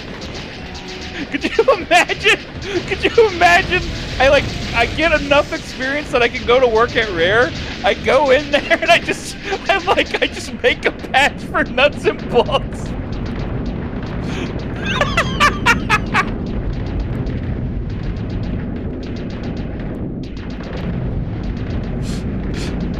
Just feel like it's like why are you asked to work on the nuts and bolts project files? No reason. Don't worry about it.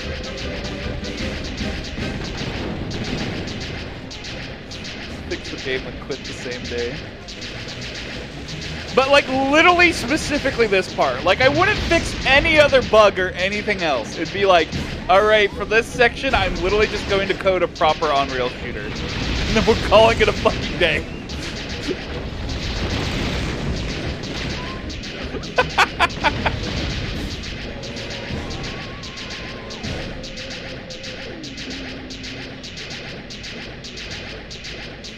I love Rare, man. Rare is great. Dude, I am somehow like completely fumbling all this.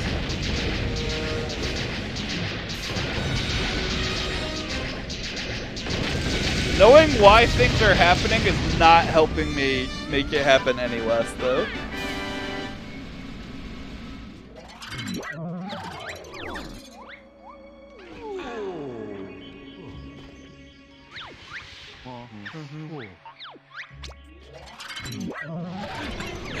Stripe goes to Rare, works on like all his stuff, and gets his work done, like with extreme efficiency, just so he can quietly work on a Nuts and Bolts remaster for no fucking reason.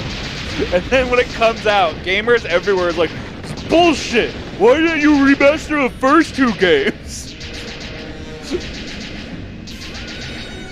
Like, no reason. Just patching Nuts and Bolts, that's all. Don't worry about it. Bloom's Battlefield Sludge.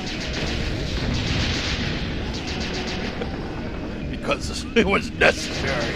Someone had to do it.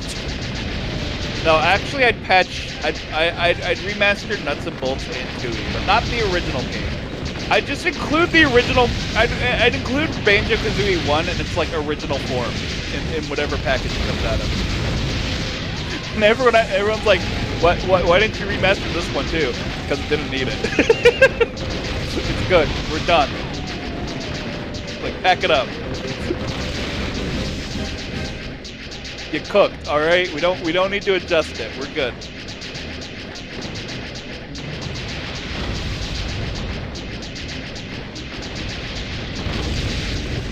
Did it for the VOD.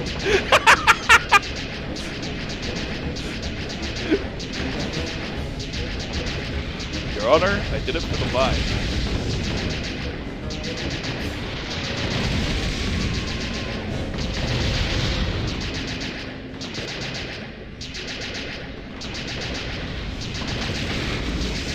Clear.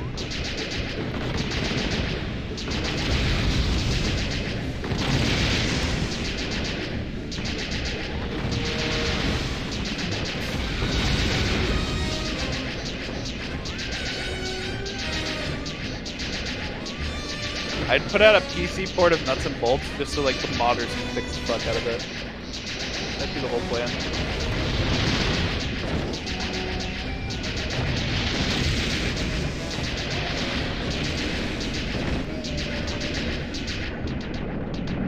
only wish for Banjo-Kazooie 1 is for the XBLA version to come out anywhere else. Yeah, that'd be nice.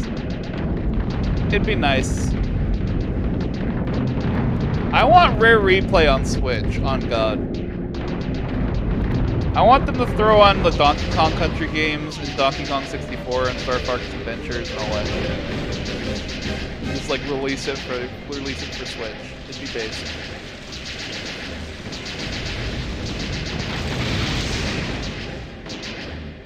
Nuts and bolts on Switch would be peak. Modders would probably make Banjo 3 out of nuts and bolts. Yeah, probably. I could see it. The platforming still mostly feels good, nuts and bolts after all. So I mean, why not? As long as it's not the tight ropes. As long as it's not... never mind. I would actually fix this and the tight ropes and then put it out. I don't know how I'd fix the tight ropes, but I would fix them. I wouldn't be able to live with myself until the tight ropes were fixed.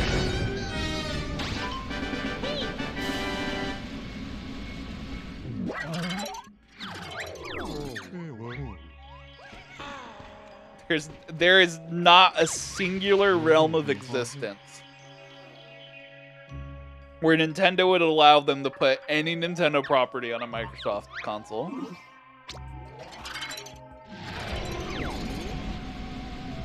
Like, that just straight up does not happen.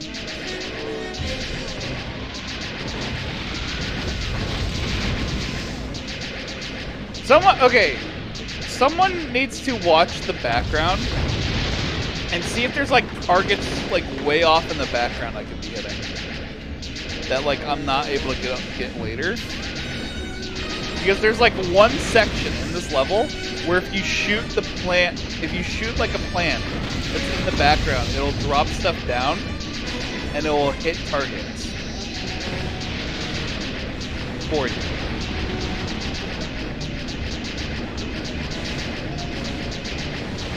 That is more useful than I will ever be able to explain.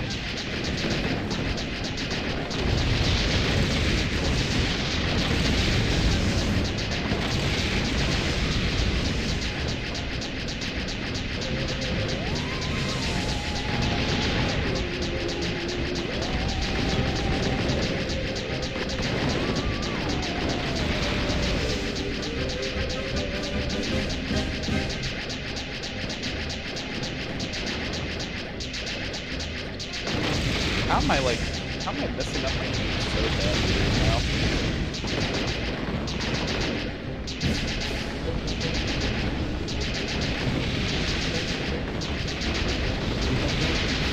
I'm just saying, there might be targets in the background that aren't along the main path.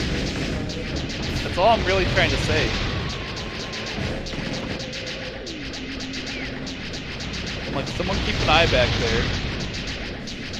Like right there, that plant you shoot, it like falls and it like hits some of the targets for you.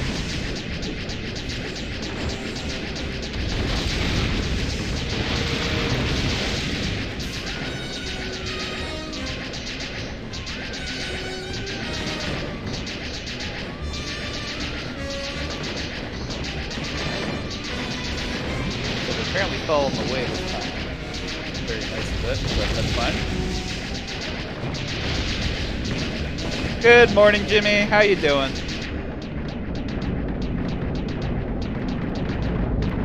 I hope you're doing well.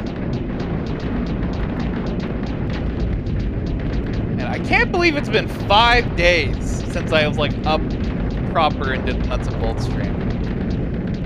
Dude, holy crap. Like, I can't believe I've been like that. Like I was down for the count for that long.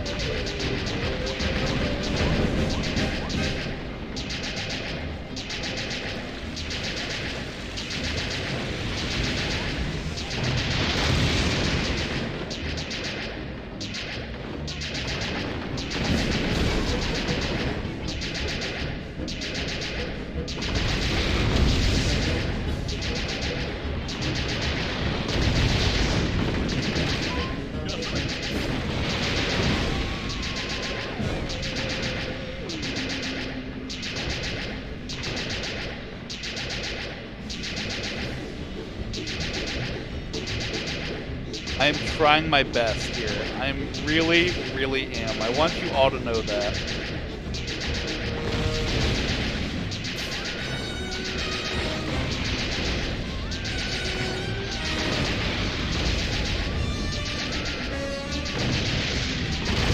Okay, we got closer. 14. That's not too bad. I'm surprised I'm not crashing out over that. Not bad, not bad. We only need like 7 more.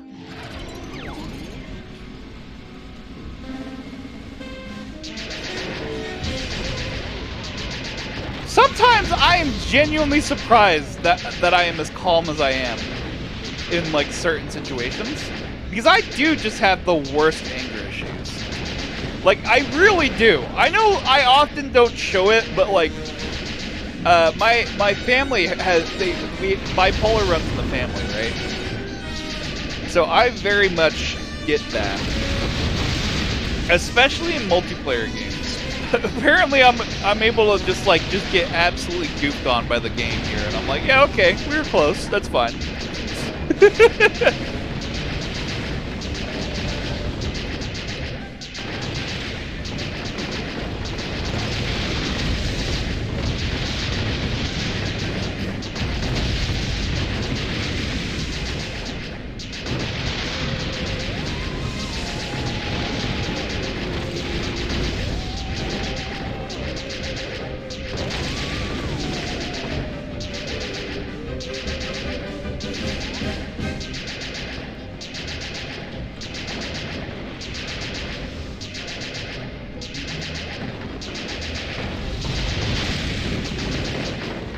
I feel like I'm definitely getting the hang of it ever so slowly.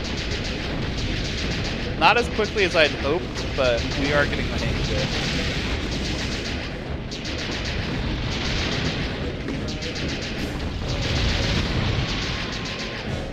it. It definitely took me a while.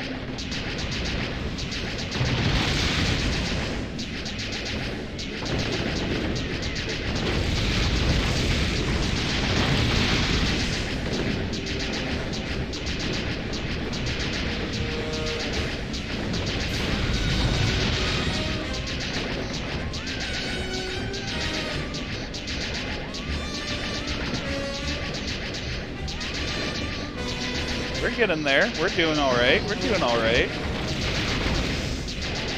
It's just time and practice, you know? Even the gamers can overcome a lot of things. With enough time and effort, you can overcome the jankiest ass shit, bro.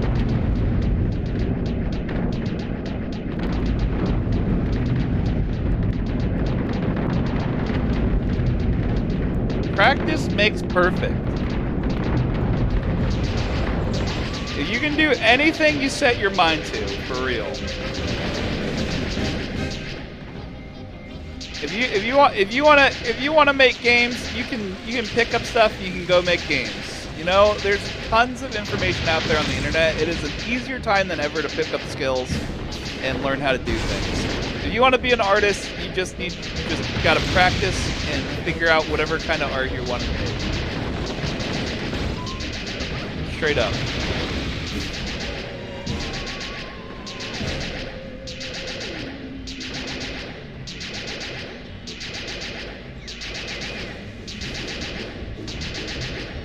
It'd be really funny if I had that like note of positivity and then I like absolutely fumbled this. It'd actually be so funny right now.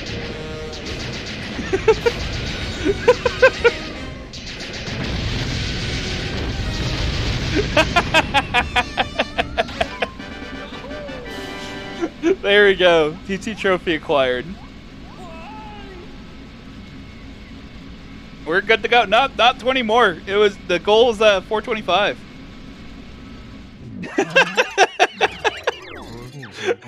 That said, I think it would have been hilarious if I was like, oh yeah, you can do anything you set your mind to with enough practice, and I just fumbled the fucking bag by like 1 point. And I was like, well, never mind. Fuck this, I'm out of here.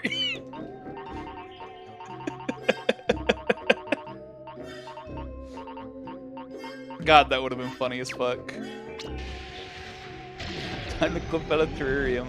Yeah, you know what? I could. I don't know if I really want to, but I can. Hold on. How do you do it? You said it's a grenade turret, right?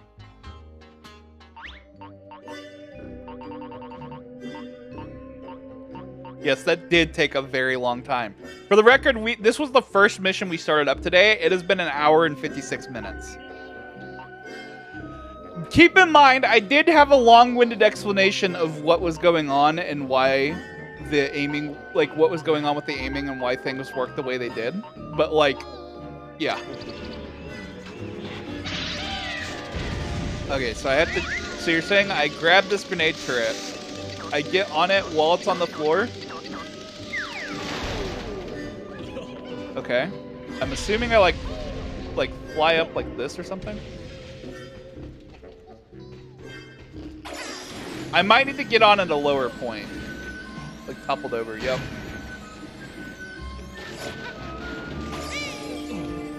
Let me find a place that I can like situate this. Over there on that vine looks good.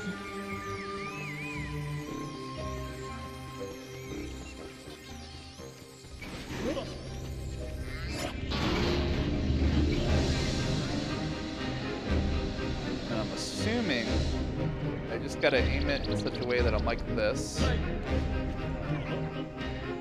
can see out of there.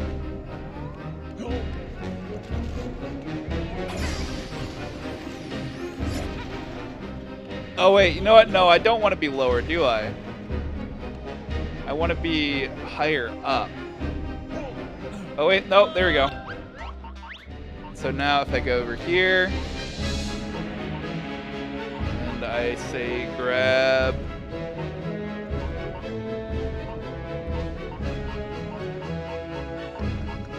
Fantastic fruit flyer.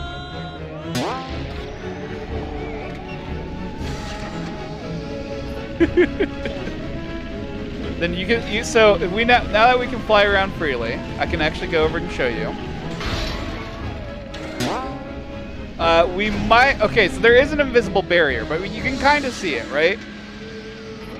This streamer's live. Thank you, Ruby, by the way. Also, thanks for the heart me and the Team Bracelet KO show. Or TKO show. So you can see it, right? I don't know how well you can tell, but you can see that it's a very small skybox, right? Like, you can actually see the texture morph around as I'm flying around to show that it's like an actual sphere. Actually, this one might be an actual box now that I'm looking at it. You don't often see the cubular boxes. Then again, maybe it is. No, I think it's a sphere. I think it's a sphere. But yeah, you can actually see that, like, there is an actual physical object there. It's not like just like a rendering thing in the background. Also, we're currently in one of the underwater zones. Or below one of the underwater zones. That's another thing. Water barriers tend to be like cubes. Like although it looks like a, well, this one's probably just a cylinder actually, but it's only rendering at the top, and then there's like a invisible barrier that's down below it that causes it to render and do physics differently. But yeah, they only really made this as big enough as it really needed to be, because there was no way you're going to be able to fly out of the terrarium to get up closer to see it. Usually levels like this tend to have like smaller skyboxes. But yeah.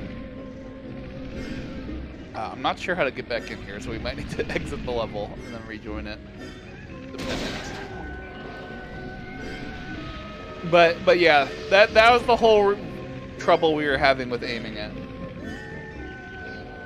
I think I gotta summon my vehicle. That'd probably work, yeah. I'd have to find a place I can stand, which is a bit of a high ask. You actually summon it. Maybe up here. But yeah, I don't know. The whole that was exactly what I was getting at though with the whole situation of it being very, very difficult for the saucer apparel, just because it's like so close. The skybox is so close that like you get a lot more of that curvature going on. I don't think I can find anywhere to land. Bottom's flat. Oh, you're right. That's right. It's like there's an actual. They actually built a barrier around the outsides of this.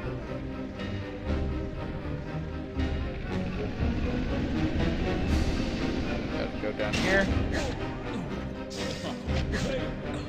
I'll just go over here. Summon that.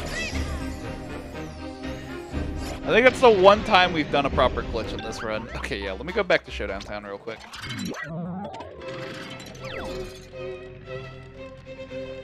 Act 2, man. Act 2 of the Terrarium Terror. Good grief. That took so long to do. I like how I popped off more from Canary Mary, though. Even though Canary Mary was really just like pressing buttons right. Like doing the whole thing with the Saucer of Peril was a lot more technical. Like I had to like really get strategizing and like figuring out how the aiming works, but for some reason, nowhere near the amount of like suppressed rage against it. For some reason. Let me go ahead and go over here. There's a Jinjo token we're gonna go ahead and grab. In theory.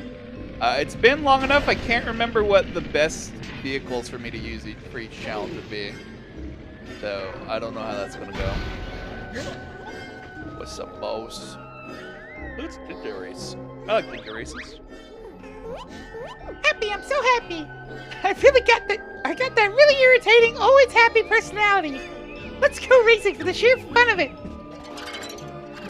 Okay. Come on, race me around this pool. The happy pool, I call it. I hope this Jinjo crashes out. I think it's gonna. I really hope the Jinjo crashes out.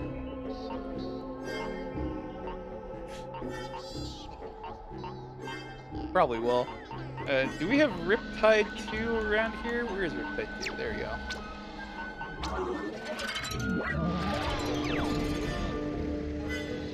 This should be able to clear this Jinjo pretty easily. Oh wait, it's a lot of turning. Never mind, Riptide 2 can't handle turning too well.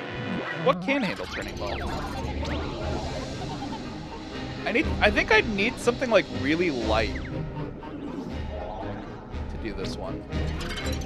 Oh, why did I hit start? I meant to do create vehicle. Wait, I just noticed. Is my little like banner thing like breaking repeatedly? I just looked up and like it's like tiny. How long has it been like that? Oh, whatever. I'm not too worried about that. Alright, let's see here. I'm gonna grab the Scoopas. Or the Super Suit. Gonna put this here. We're gonna put these two here. What else do we need? Don't need ammo. Yeah, we can use some body. Let's do a little. We'll do a little bit of boat making, you know. Doesn't have to be anything too crazy.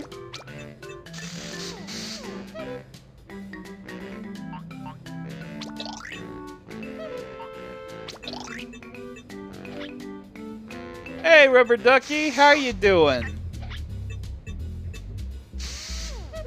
Nothing much going on over here. We just finished one of the hardest TT trophies in the game, I'm sure.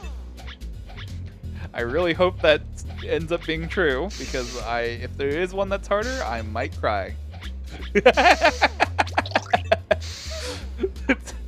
But yeah, we're doing pretty all right over here. see here. I need some floaters. Oh wait, that's gonna be over here, isn't it? Yep. Just put one there. There. Well, we might. You know what? We might need to like expand the boat a bit. It might help. Here, we're gonna move these up like that. We'll put the floaters in like this. Right? And then we'll grab one of these. Actually, we'll put the engine more up. Grab one of these, put that there. This is Banjo-Kazooie Nuts and Bolts, Violet. Only a handful of TT trophies were bad. Saucers the worst. Okay, good to know.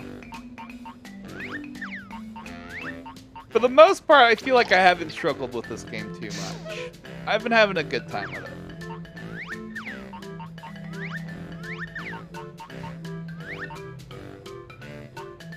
I'm going to propel this via small propellers and a single jet engine. Actually, no, we'll use 2 jet engines. Doesn't go like that. Okay, I want to see how this little thing works. Yeah, we're playing Banjo-Kazooie Nuts Bolts. Jeez Louise! Oh my god!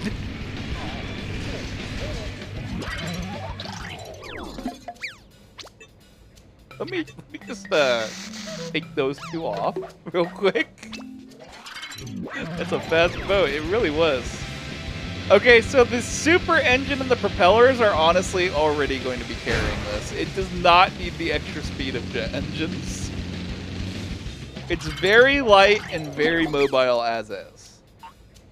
We don't need that kind of power. The super engine is honestly like so goated. I always forget about just how strong it is.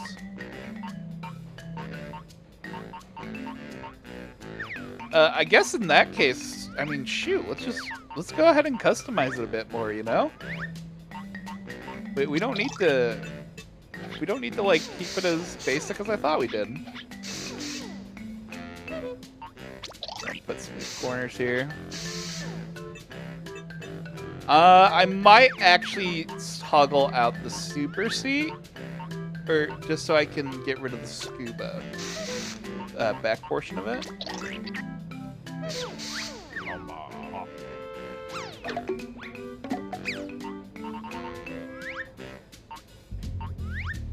Something like that.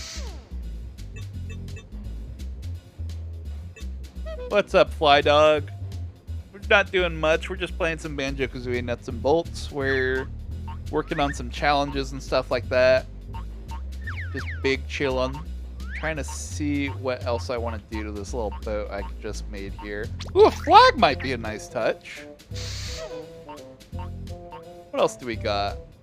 Oh, hey, we can put like a little siren on it for no reason. Ooh. Hold on. We can put a stereo blasting out the back. Hold on a second.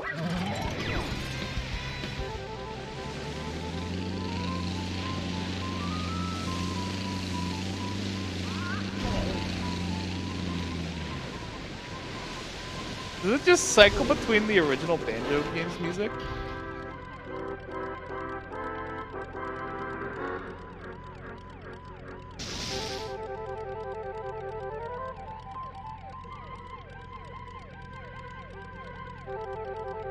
Is it really only TikTok, Clock, and Freezy Easy Peak? I mean, I guess those ones were kind of dangerous, but... Huh. Still oddly specific. I don't know whether I want to keep it on there, because it is kind of funny. Let's see here. I think we'll let it go. You're about to face Canary Mary. Oh God, Fly Dog. You have wish you as much luck as a human being could possibly receive. Oh my god. That's gonna be something. Little pants man on the front. What else can I do to customize this? Goldfish.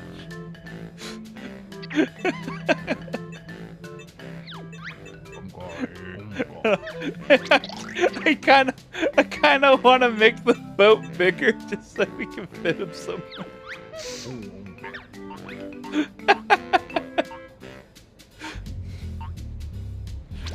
Don't worry, the goldfish will communicate to us if someone's on our tail. Actually, no, we'll have two little buddies.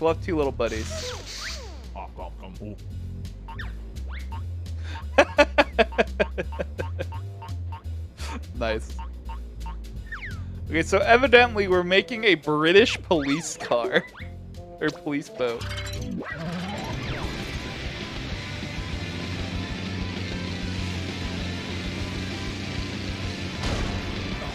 Why? I don't know, but that's apparently what we've done. No, I keep trying to go over to paint when I go to the Tesla track. I'm a fool. I'm a clown. Okay, I want to paint this all black. We'll add some like white here.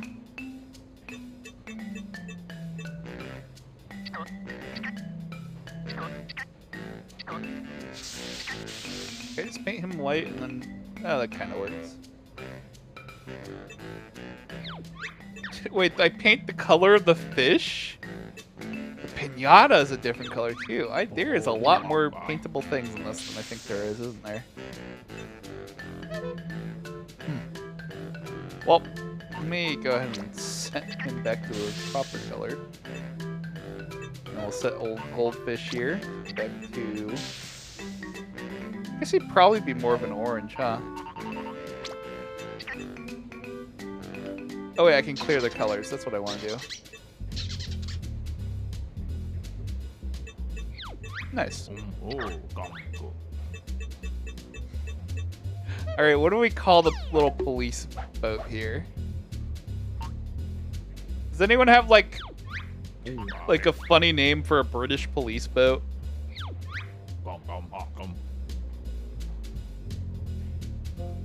Trying to... Wait!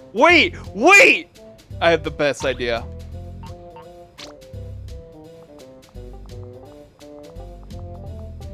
We just call it...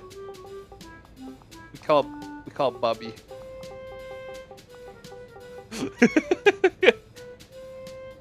You know, cause British police, and then like fish bobbers, you know.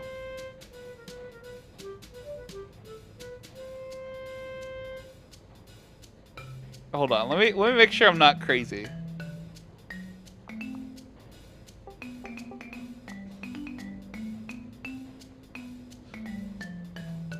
It's perfect. It's actually perfect.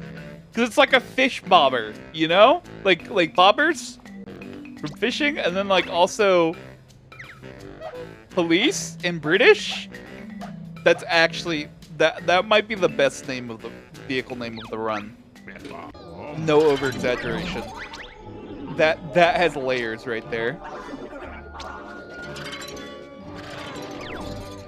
Yeah, it's Bobby with a Y. Plural is IE. Oh my god, I just bumped the hell out of that Jinjo. Dude. This is tight. And not in a good way.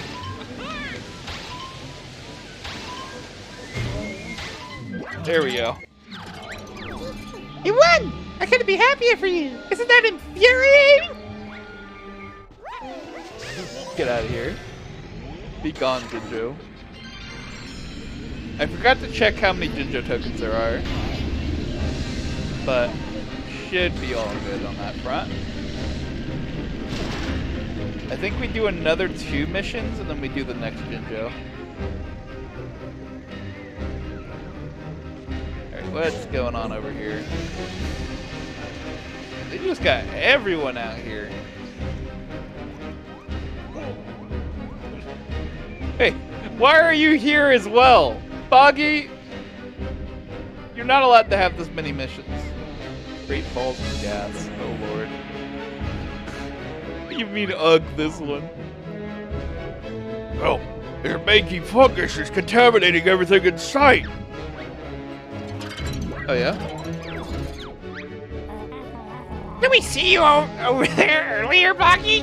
How did you manage to get here so fast? That must have been my amazing alien doppelganger. You know, characters were never shamelessly reused like this in the old days. Locke must be on a really tight budget.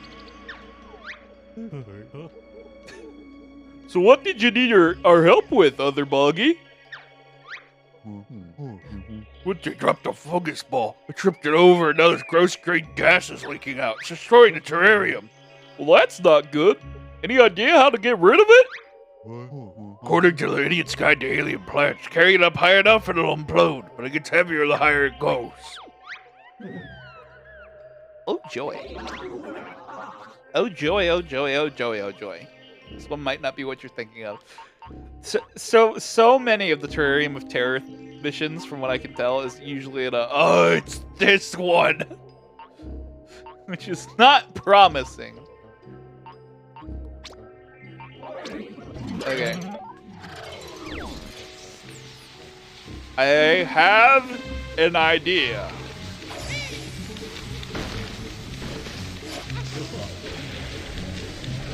No one said it's a good one. Okay. We might hold on. We need a bit bigger. We need a bit bigger of a thing. Okay, you know what? We might need some dedicated fungal transport here. Okay, so storage. We're not going to go with a large tray or a large box. Actually, how big is the large box compared to the large tray? The large box is actually the same size. Okay. So we don't want a box though because it's ever so wider than the box's edges. So we're actually just going to grab a tray. And we're gonna put some body around it. I'm actually gonna go ahead and do it like this. And then we're going to add our stuff on these panels. Oh wait, you know what, now that I think about it, doesn't the it gets a lot thinner higher up. Okay, well, never mind, hold on, let's go like that.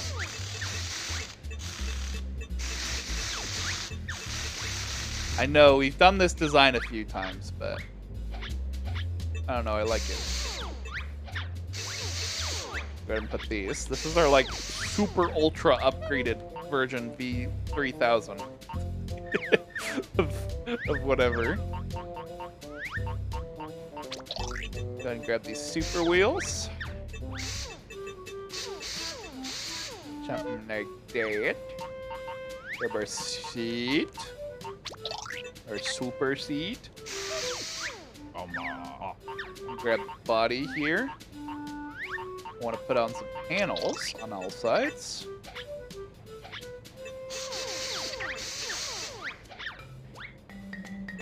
Something to the tune of this.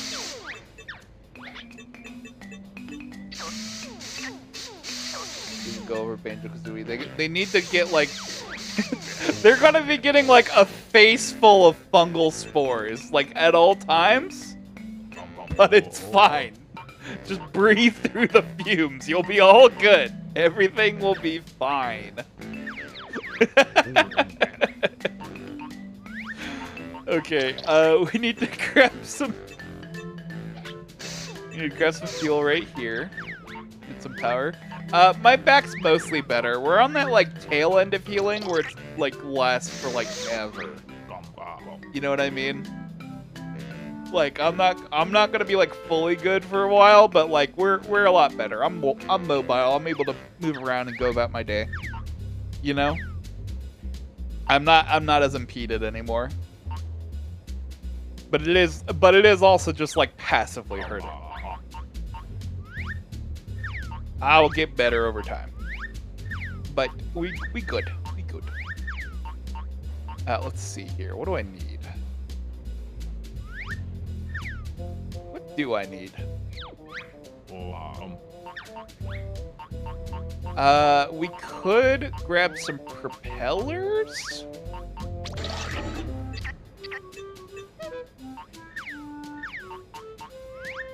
I'm trying to think of how I want to do this. Currently, I'm not having many thoughts, though. Okay, we're gonna go ahead and go like this. I think that makes some semblance of sense. We're gonna attach some folding propellers, probably way too many, honestly. Especially given how... yeah, actually, let's...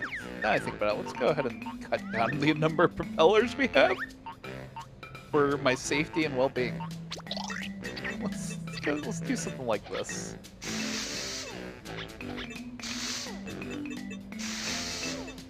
But yeah, I'm gonna attach some propellers on there, and because of the engine, they're gonna be like stupid fast.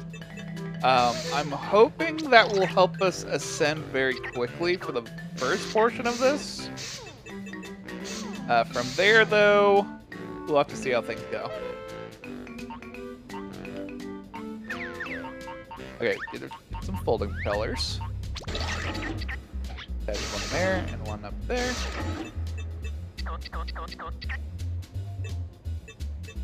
Yep, this is definitely a contraption. Then if I take this over to the the testo track.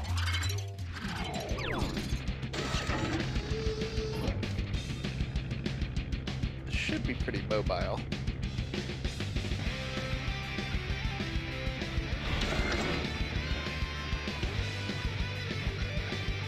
The wheels, luckily, aren't like zooming so fast that like it's gonna be too bad. Cause this is like fully gassed up. I think if we gave it more speed, it'd definitely be a nightmare. But like this is good. This is good. This is working. What else can we do? Actually, now that I think about it, we might want to bring the wheels down because it is going to get much heavier. And that's going to be a bit of a nightmare. Because it increases in weight the higher up we go, right? So that's going to be a whole thing. And now I think about it, I could probably just go like this. This probably looks better for the body, honestly. Then it's like an actually shut cart, and then we have like the things up on either side of it, you know? Love this game. I loved it a lot too growing up. I played it a lot as a kid. I'm having a good time. Aside from the Saucer of Peril, we've been big chilling. Let's see here. I feel like I need to do more to this. Even if it's something absurd. Thanks for the heart me, by the way, Aruba. You know what I want to make this look like? I want this to look like a trash bin. I don't know how we're going to accomplish that, though. I want it to look like a garbage bin.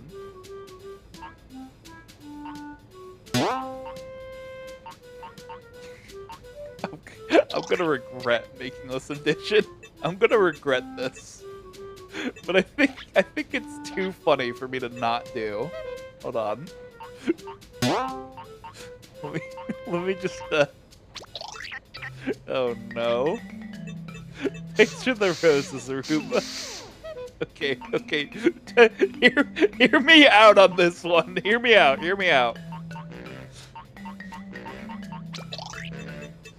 We just put those there.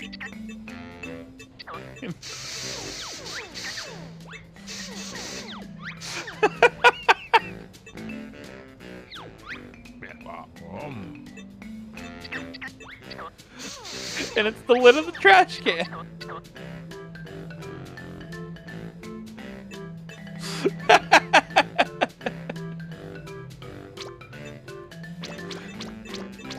I'm gonna regret this. I'm gonna regret installing this the way that I am. This is a terrible idea.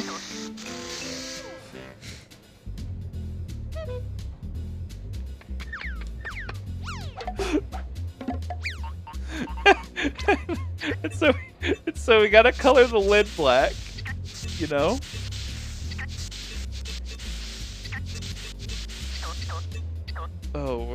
Oh no. Oh no. Oh, here. Actually, let's color it all greeny blue, and then we'll color the lid black.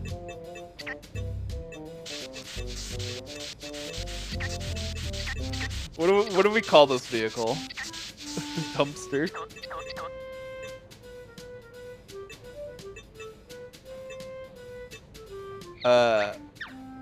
Trunty's dumpster. I think that one might already be used.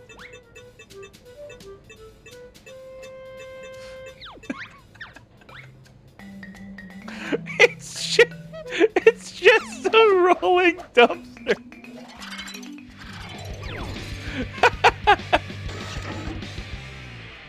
Is it too heavy?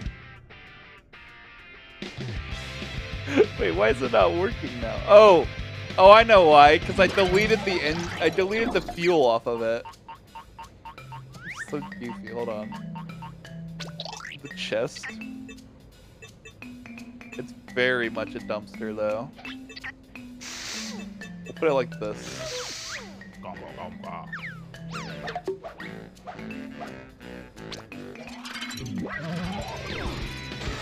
It's just a...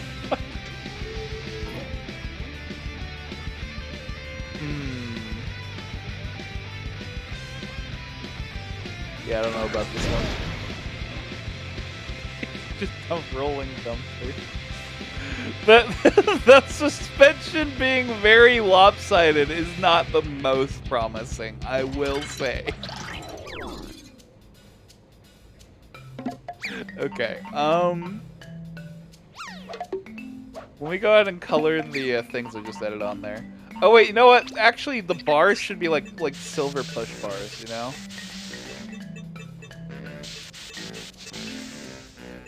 Something like that. And again, just having them green and grimy. Oh no, they'd be black, wouldn't they? They'd be black. Well, then again, metal push bars. Yeah, we'll just leave it silver. The dump star.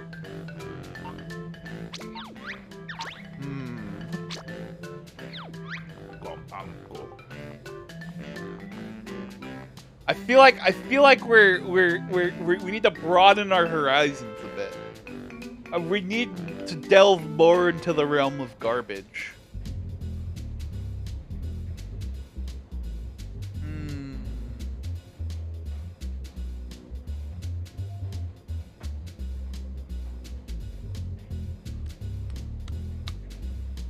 Let's see here.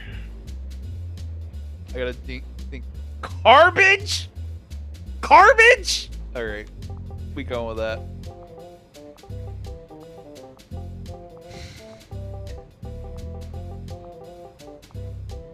But then it's kind of like cabbage, you know?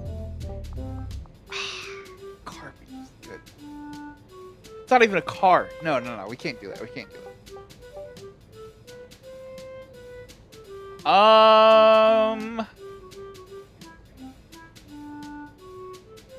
Let's see. Trash, garbage, waste, dumpster.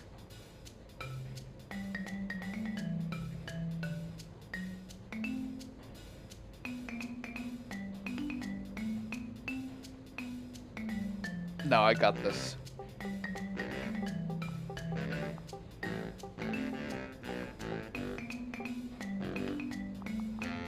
Waste and haste.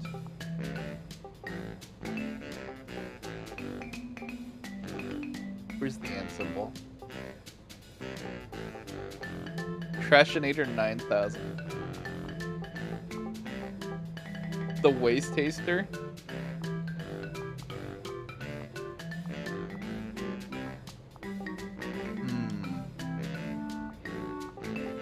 Yeah, because Waste and Haste I don't feel is like the greatest. I feel like there's something with Waste and Haste. I feel like Waste Taster is better than what I have.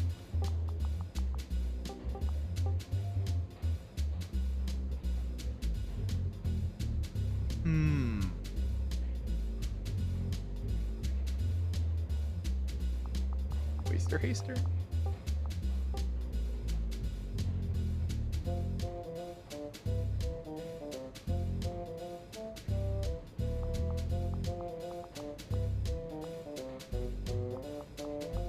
Maybe we go haste dash waste. Haste waste. You know? Haste waste. It's fast waste. It's fast trash. So it's haste waste. Dumpster derby. Oh! I think that's the winner. Dumpster derby. I think that's the winner. That's perfect. It doesn't fully make sense, but I like it. I like it a lot.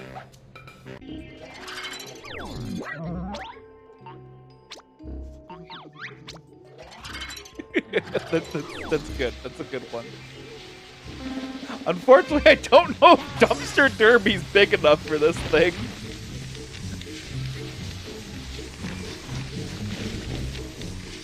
Maybe we do need the big box. Hold on, we simply need a bigger dumpster. That's all we need. We must expand the dumpster.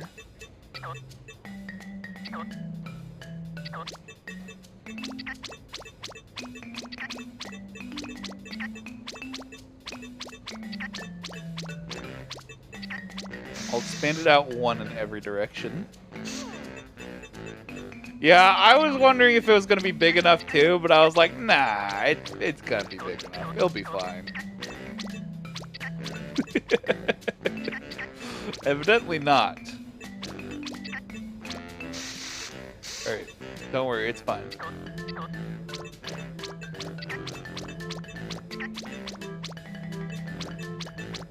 Gotta move this one out to here.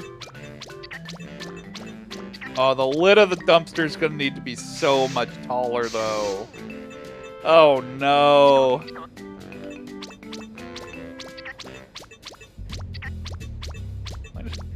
Wait, why did I move it over to the side like that?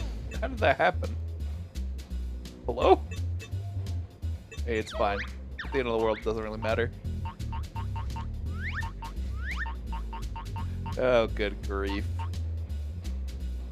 I mean, I could have it be like one of those like things where like it opens up with like a panel on each side and then they come together with like teeth, but I don't know. Either we did. We won, Maxis. It was funnily enough, it was like after like this big inspirational speech. Which was a bit. I wish we would have fumbled it like immediately. I think it would have been hilarious.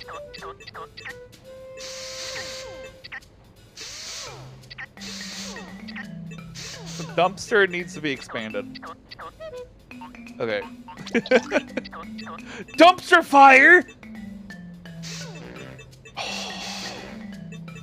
But there's no flamethrower. I need to put a flamethrower so we can call it dumpster fire. Holy shit. Oh my god.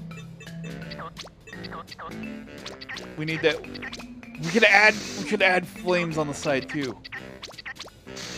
We need to call it dumpster fire. Holy fuck. That's actually so good. I'm in awe of like we should have used our brains more. We weren't thinking with our full brain capacity.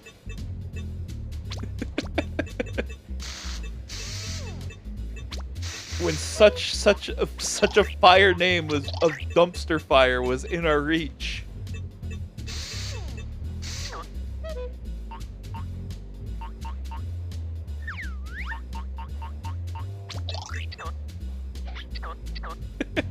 Hi there, Locke. What's up?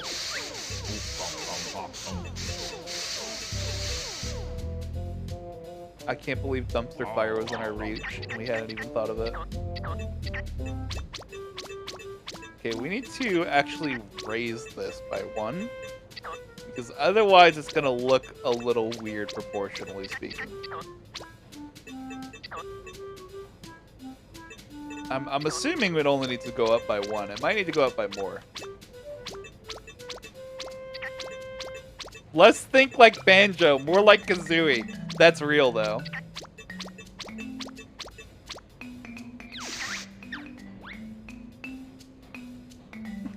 No, but here's the thing. Here's the thing. Banjo comes up with the idea to make a big dumpster, right? Because it's trash that they're trying to move around, right? But then Kazooie's like, he's like, Why don't we paint? She's like, why don't we paint some flames on the side and call it dumpster fire? He's like, I guess we could do that, Kazooie. needs more forklifts. What else is a dumpster other than a forklift with the forks on the side, on the inside?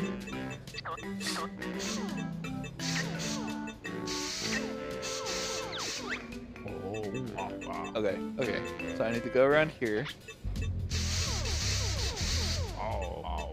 The scale of this might still be a little messed up. I actually might still need to do some more to it.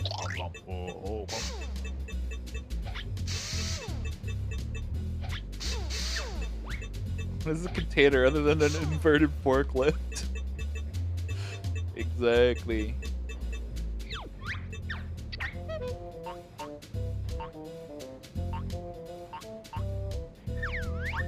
Okay. We're running out of panels I can use. So I think if this just has to be it, you know?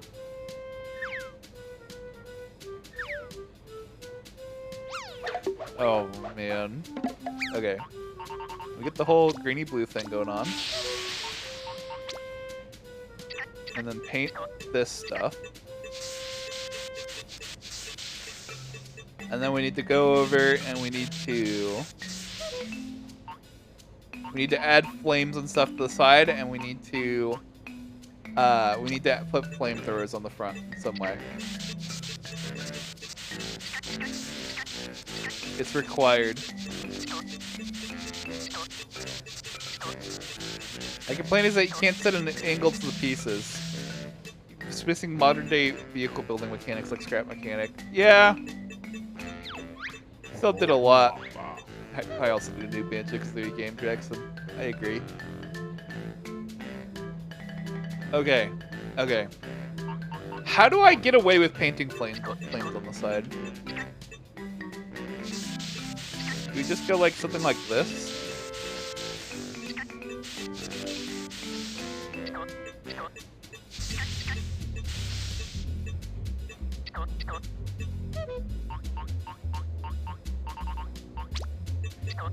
This is going to be a little complex.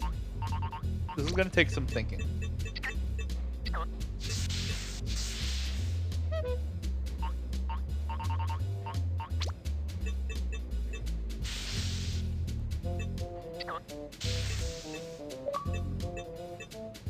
Trust the vision. Trust the vision.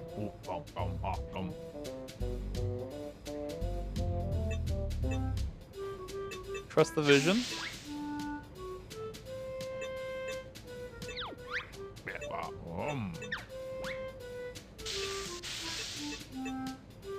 Okay, no, that loses some of it. Hold on, wait, no, really trust the vision. Hold on.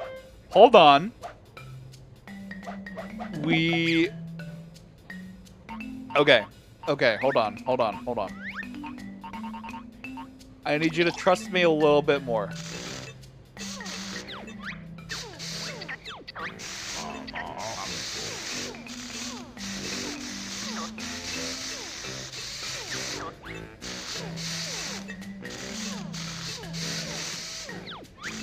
We're gonna need to do a little bit of experimentation here. Okay. Okay, so hear me out, right? We want to keep this wall here. I am going to delete some portions of this, but what we're going to do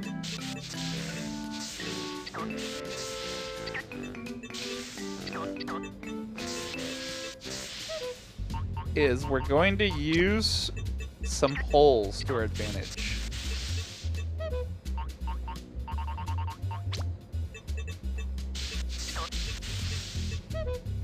So what I'm gonna do is we need to go over here and we need to add some shape. This is going to be a bit of back and forth, but once I figure it out, we got this.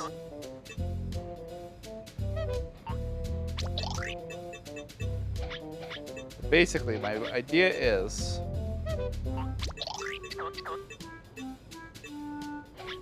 we give it some more stuff that it can like color off of. This is my whole plan.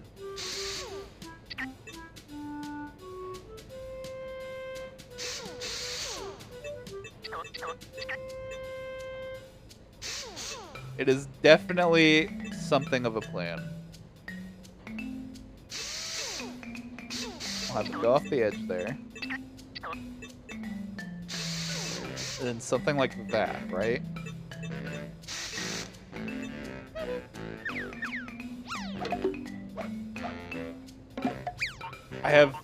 I'm trying to see if I can think of something smart here. But so the orange here sort of carries up into the red. And we need some like white in here.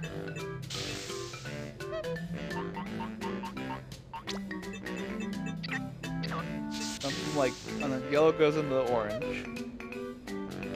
I don't think I'm cooking here. I don't think this is a good idea. I think this one should have stayed in the drafts a bit.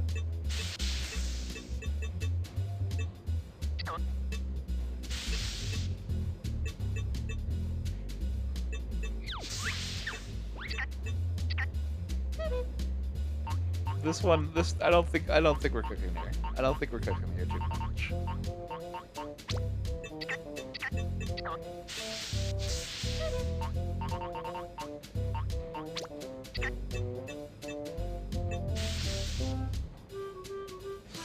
Yeah, that didn't work out. Okay, that's fine. That's fine.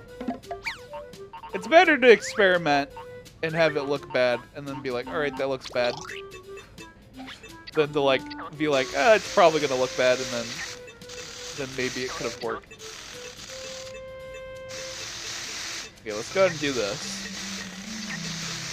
I think the weird paint is just what we're gonna have to deal with.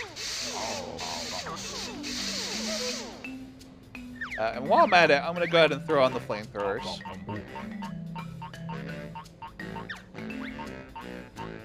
Those are gonna be under weapons. Ammo. I'm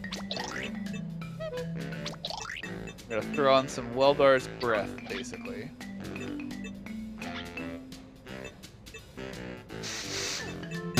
Here and here. Thanks for the roses, Thomas. Also, by the way, thanks for the GGs earlier, Maxis. I think I forgot to say that, didn't I?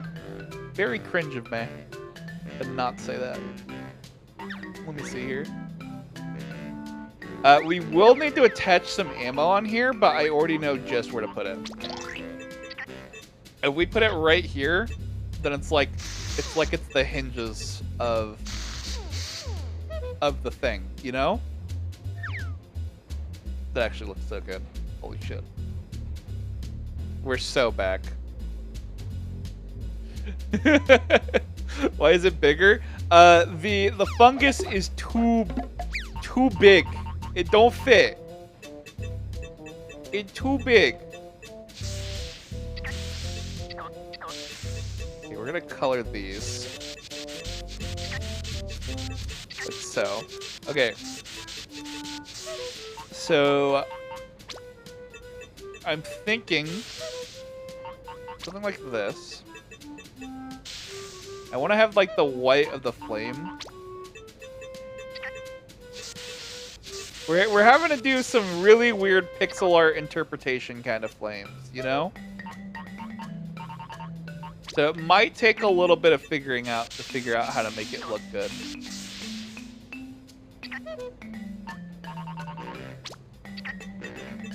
We're on our Minecraft pixel art shit, bro.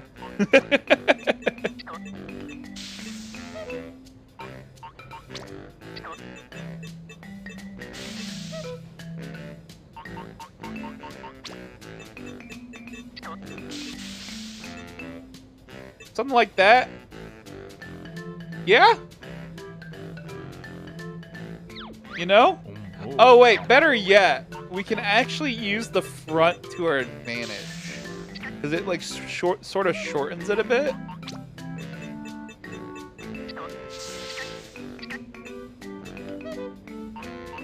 So if I go like this, we can use the edges of it to our advantage.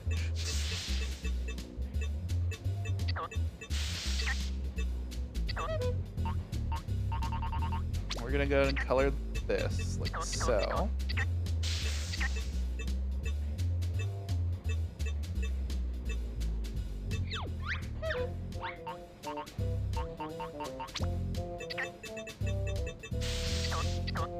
How are we feeling about that? How are we feeling about that for a flame?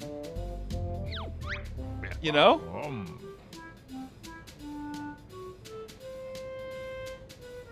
I think I'm feeling that.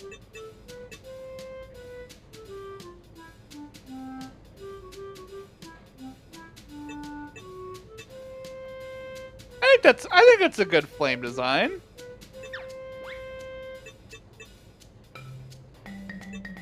It's looking good. It's looking solid. Yeah.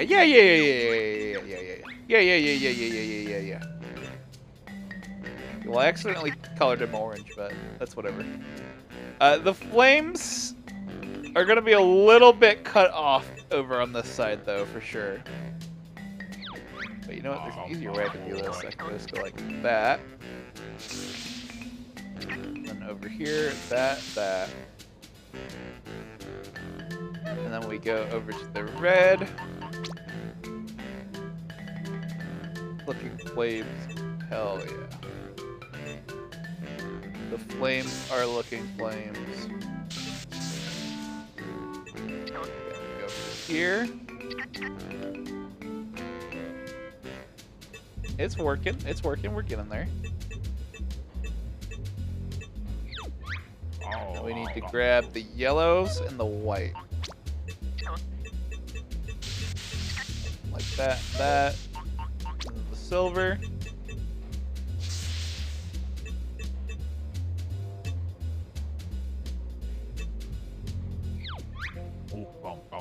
We could also try to like paint like the front of the flames, you know? Something like this.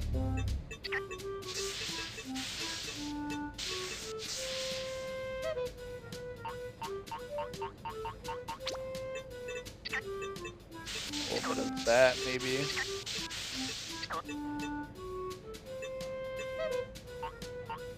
I feel like the front of it's probably gonna end up looking better.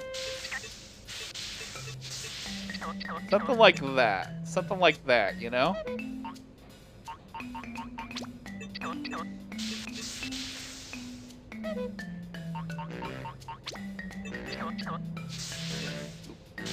Accidentally colored something on the interior.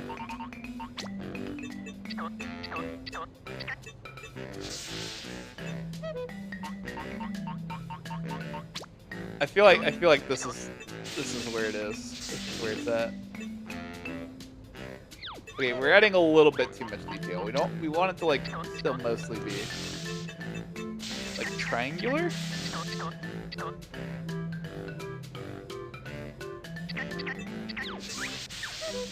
Go and add some red like this. Something like that.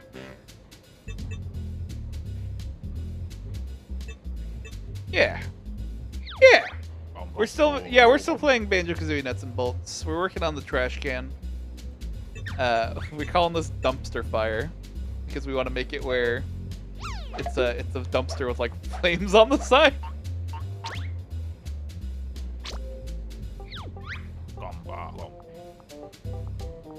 Dumpster Derby can still exist, but Dumpster Fire is it's bigger.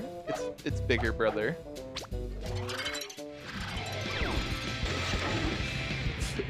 This fucking thing, bro.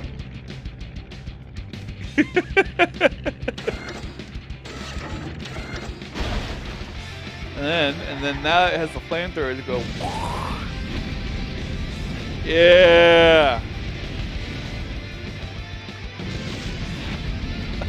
I'm not even gonna hold you. That is like the goofiest looking fire picture I think I've ever seen. Dumpster fire!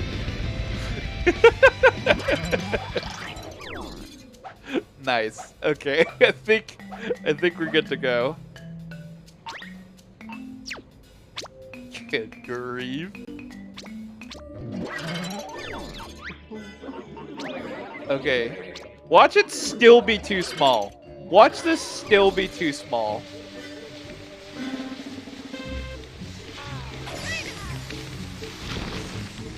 Get in there. Get in. Get in the dumpster. You know you want to. Perfect. Okay. We can't activate the propellers because it's too close. It's fine. We'll just drive. We might still need the propellers though. We might need to figure out how to get the propellers to work.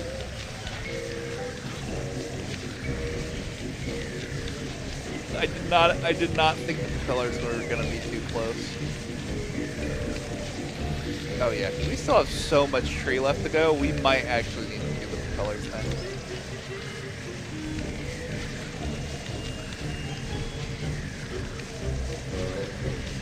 It does in fact fit. Yeah. Okay, we need to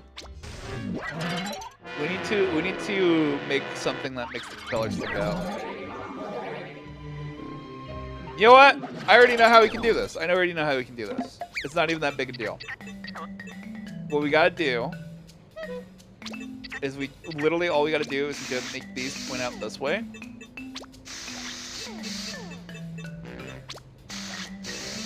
And then we have it be where like the handlebars are like actually out.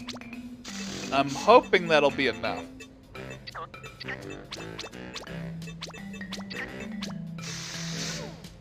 We'll have to see about that. We'll have to see. If anything, that also helps it look better. So, it's not the end of the world.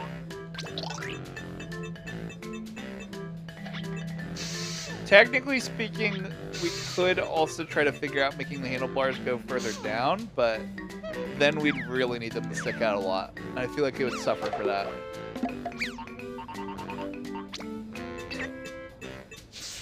Oh no, I accidentally messed it up. Okay. Shoot. Okay.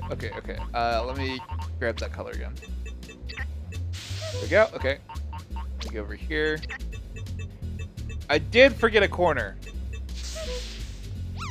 I can't believe I forgot a corner. Thank you for pointing that out. Let me go over here. We need another L pole right here. As I fail to rotate it in a way that actually works. Actually, you know what? I think with it sticking out like this, let's go ahead and color it like... We'll color the edges the greeny blue. And then the middle handlebar will be silver. I might also adjust the fuel tanks. Oop, I didn't mean to do that.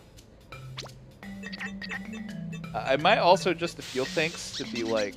Man, I just keep goofing that up. I keep thinking I'm in a workshop mode when I'm not. I'm in paint mode. But yeah, I might adjust it to look something like that instead. Technically speaking, I could also add some fuel tanks on either side to sort of like widen it out, you know? So it looks more like that. Which might work. Oh, wow. We don't need the extra fuel. It's just like so that like the handlebar of it stays like a consistent size.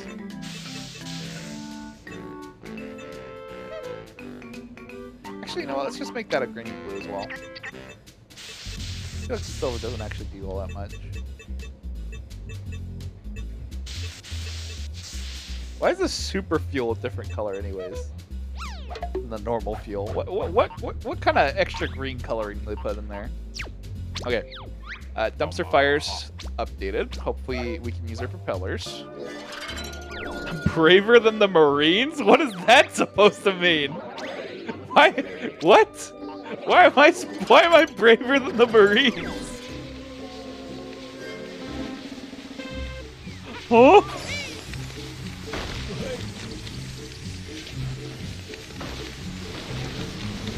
What's going? Oh. We're just gonna restart this. It is really hard to get that thing in there. I might need to give myself a little step so I can like jump up and dunk it in, you know? That might make more sense.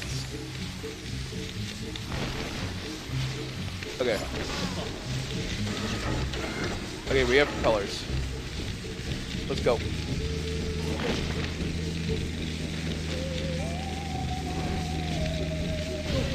Okay, we are hitting every leaf on the way up, but it's fine. Sooner or later, the leaves run out. This thing does get heavier the higher up we go. That is a bit less than preferable, but so far it's not so heavy that it's counteracting the propellers. Oh, but it is definitely making it hard to steer, like in helicopter mode for sure. Okay. So now we just need to keep turning.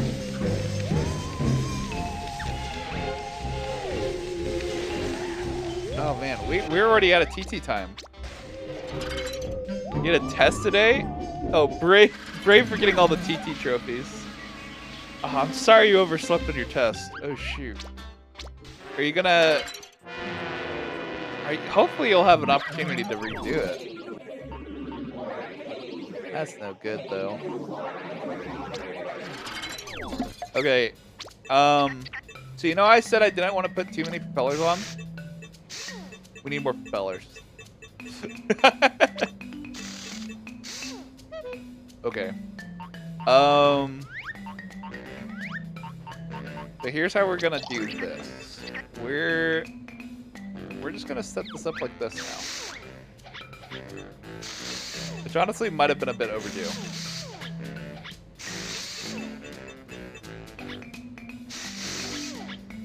Something like that.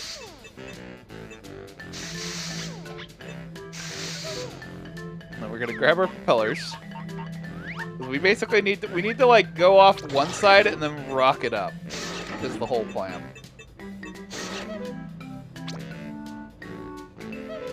That is literally the entire thought process here. Alright, see ya. Good luck with cleaning your house. Going for a camp. Oh yeah, it's definitely no good. It is what it is. Though, like once it's happened. No use in beating yourself up about it too much. Sometimes things happen. Wow. Looks like a dumpster fire. It's perfect. Okay. So here's the plan. We put this in here. We get it straight into reverse. Thanks for the roses, by the way, Cam. Did I say that earlier? Man, I'm really bad about keeping on top of things today, aren't I? Okay, we hit it in reverse, and we send it. There's a vine in the way. Okay, now we send it. Go, go, go.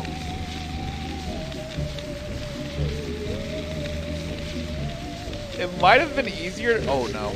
No! Okay, I was about to say it might be easier to transport it with sticky balls. I feel like the dumpster was like not the solution I should have gone with, but at this point it's funnier to complete it with the dumpster, so I don't know if I should really attempt to steer course, so to speak.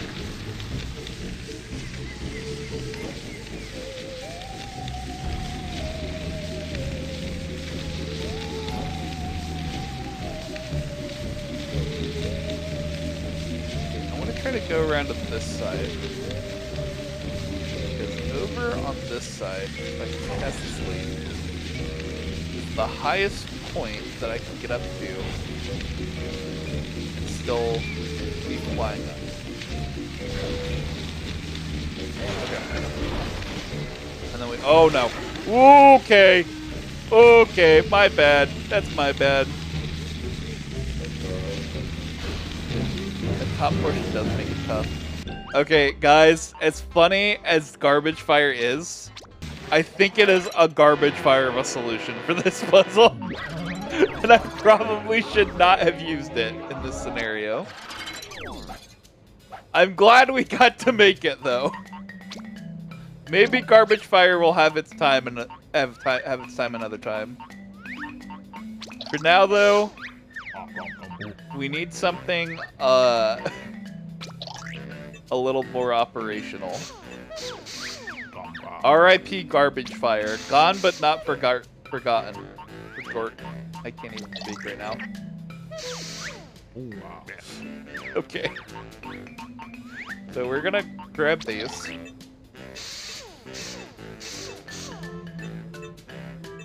Okay. And the entire plane here. Actually, we put this on the front. The entire plan here is sticky balls. And no further thought beyond that. No thoughts, head empty, sticky balls.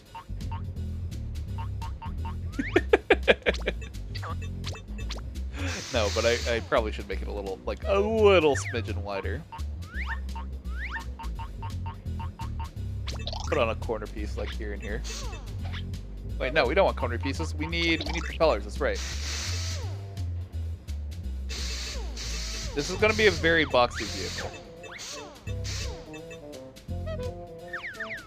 And then we're going to grab a sticky ball. We're going to throw it on the back here. We're going to go over here.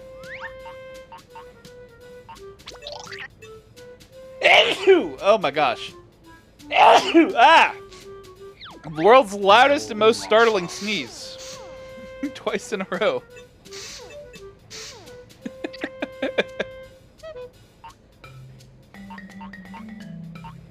Oh my gosh.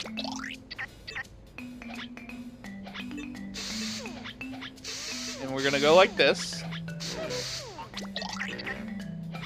And then like this. It's basically how the dumpster started out.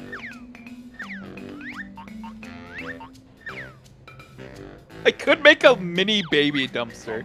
I could just make it a little baby dumpster. Hold on. The dream will be kept alive.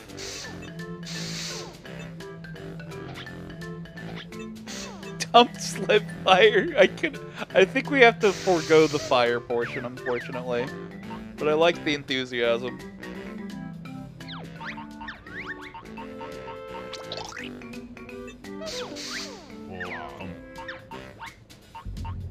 I think this is just gonna be called Baby Dumpster. Then again, Dump Slit is pretty good as well. Dump Slit. No, actually, maybe we don't call it that. I feel like that sounds more like a mean word. Maybe let's not call it dumpsterette. I don't even know. Either way, let's avoid speaking accidentally mean-sounding words. so hard to say that. Dumpst let. I don't know.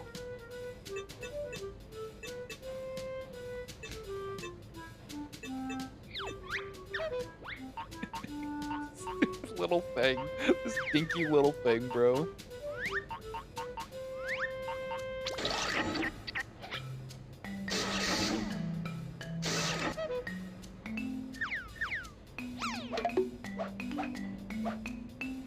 Dumplet is no less flattering, yeah.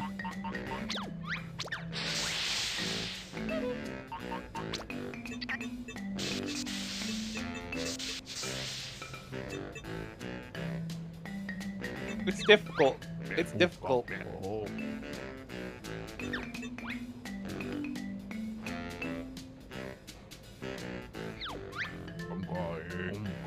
What if we go Spanish? What's the Spanish word for dumpster?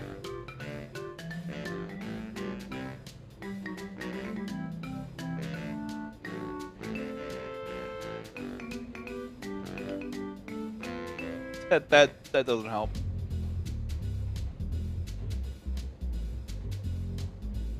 This doesn't help me.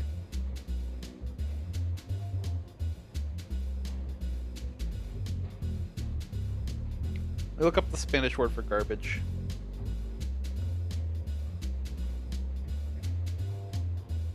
Hold on.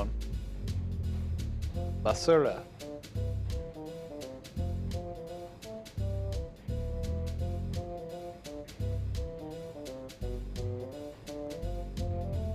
Okay.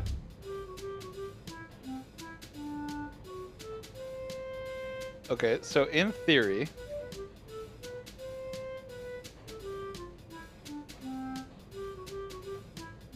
Nah.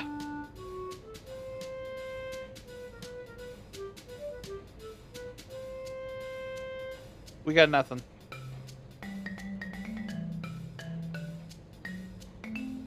That's the bucket. Okay. We're gonna call it Dumpsterito. We're gonna do a little bit of Spanglish here. Cut me some slack. We are back on Nuts and Bolts.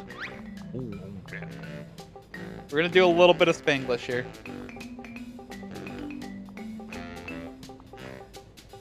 Dumpsterito.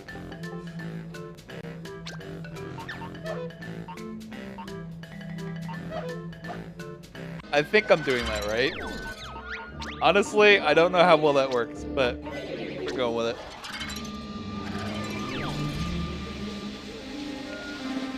We are very much on the Nuts and Bolts grind. Oh my god. Dumpsterito might be a little bit difficult to control on the driving front. But it's fine. Oh my god, this tiny little dinky thing!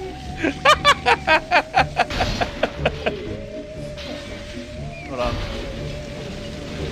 Can we just go up the edges here?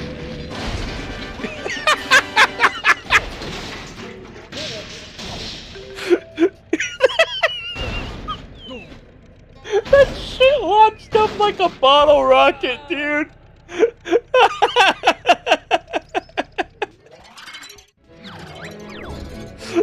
Comically effective. Good old Dumpsterito.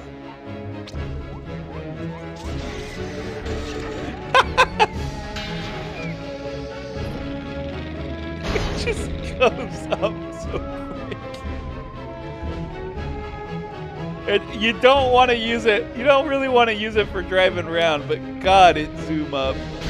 God, does it zoom up, bro.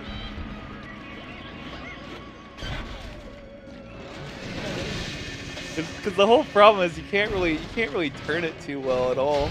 It's so easy to flip. But you want to go up, boy oh boy.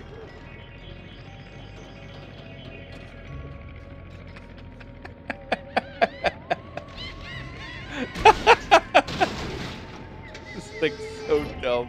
Oh my god, this thing is so dumb. Alright, let's go. Oh! Oh my god, wait, no, everyone shut up. Everyone shut up for 5 seconds. I just had the greatest idea that's gonna bring this together. The sticky ball, right? The sticky ball is a trash bag. It's a trash bag next to the dumpster. Oh my god.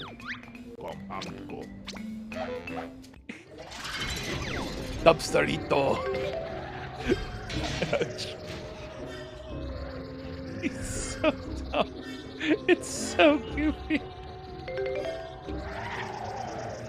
Oh my god. You know what? You know what? I think also the fact that it's top heavy is messing it up. So for once, I think actually having the wheels close to the body might actually help it a lot. He says as he accidentally deletes a wheel. I like how my reaction to the idea is everyone shut up. I just had the best idea ever.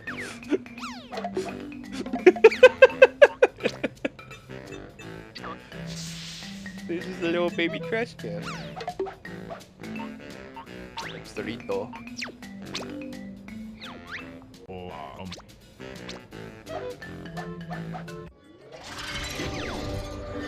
Is the game really as bad as everyone says it is? Nah, not really. It does have its moments, but for the most part, it's good fun.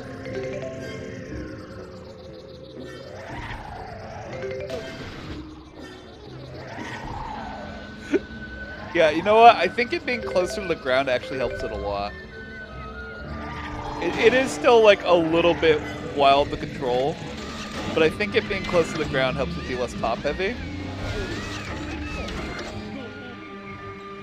So good.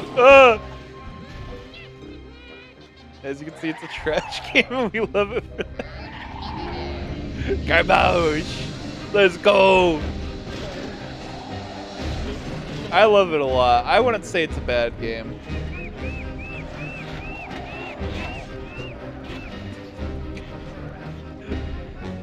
It's a lot of fun. Oh! Oh my god! That's Cerrito, no! It's fine. This little goofy thing. I can't believe it was actually literally just that it was so top heavy that was messing it up. Like, don't get me wrong, it's still not like optimal, but like putting it close to the ground does help it a lot. It's crazy how the physics game-based card game actually has physics. No way.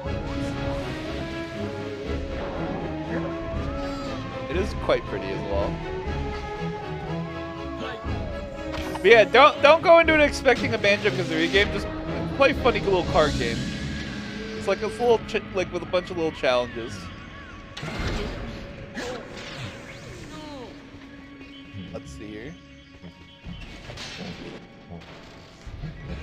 I feel like Macerita, although it's probably closer to like the actual proper Spanish, like of it, I feel like that would accidentally mean something like really mean in Spanish, and so I don't want to call it Macerita.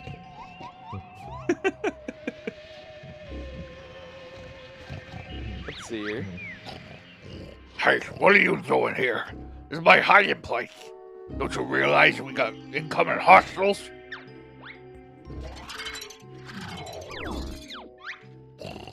Been monitoring the police communications. Turns out Grunty's on her way here with some evil germs from the dog shit system. Excuse me? So you ran for cover instead of trying to stop them? Would have nailed them with my phaser. They told her to pay for the shuttle out here, which I hadn't bothered now. So what happens if they get inside, Bacon Brain? All the plants and researchers will be infected with horrible diseases. I guess that's what do I look like? I don't even know. Well, let's not go there. We'd be better see if we can stop them, seeing as you're so busy hiding.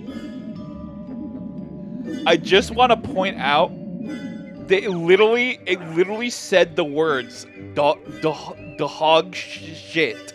The hog sit system. The hog sit. You're joking. I'm watching that again. There's no fucking way. Terms from the dog shit system. Oh my god. We coming in through the... They did not give a fuck, bro. It's like this little log choice. This one might be a little interesting. Alright. Don't worry, gamers. We'll get up there eventually.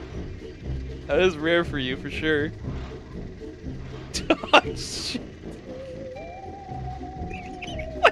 Like, how are they allowed to do that? Like, don't get me wrong, Rare does what they want, but how are they allowed to do that by the ESRB? Like, how are they like, yeah, okay. Sure, man, whatever. Dog shit, why not?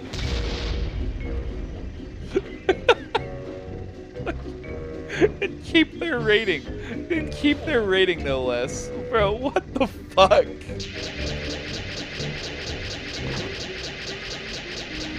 Rare does not give a rat's ass, dude. They're like, man. You're just like, fucking man, whatever, dog shit system.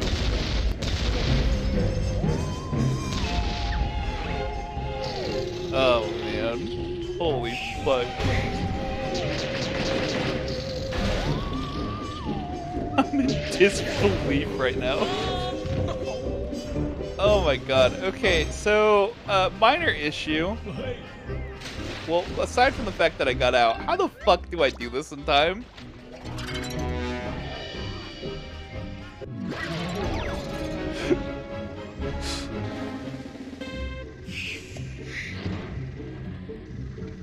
Dude, some kid was reading that aloud, and their parent just smacked them. Like, on God.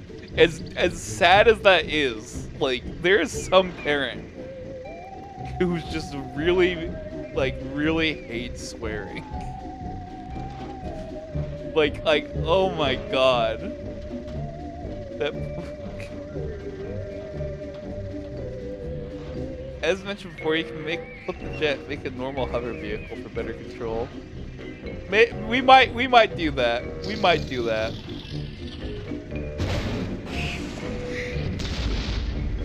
We might get up to those shenanigans.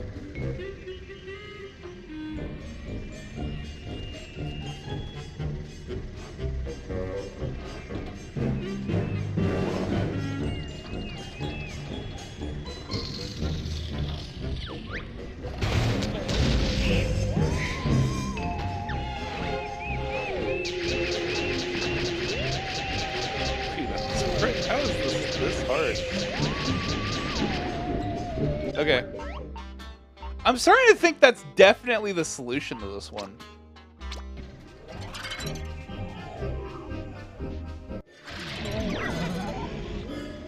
That seems like it's the solution, because there's no way you do that in time without doing some shenanigans like that.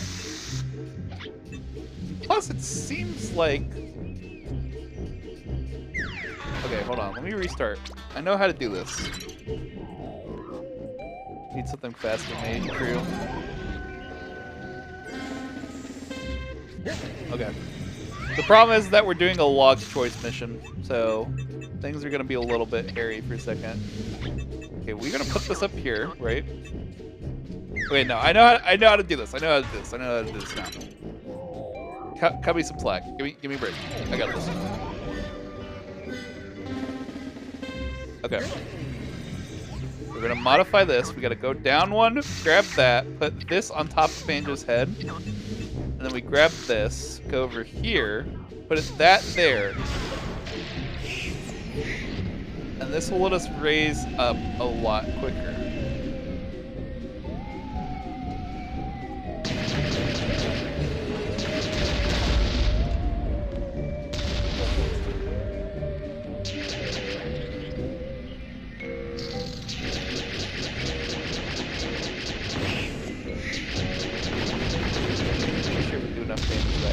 No, get rid of him.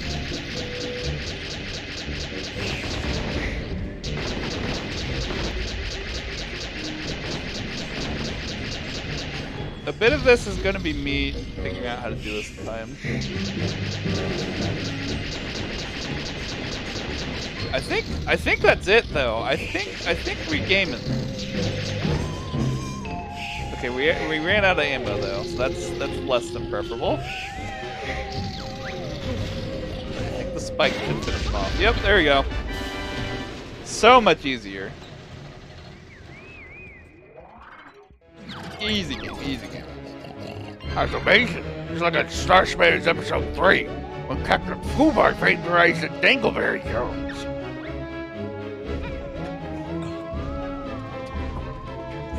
Dude, this is definitely a rare moment. I need to reset. Editing doesn't waste time. Oh, I didn't know that. Well, dang. They really seem to encourage you to do that.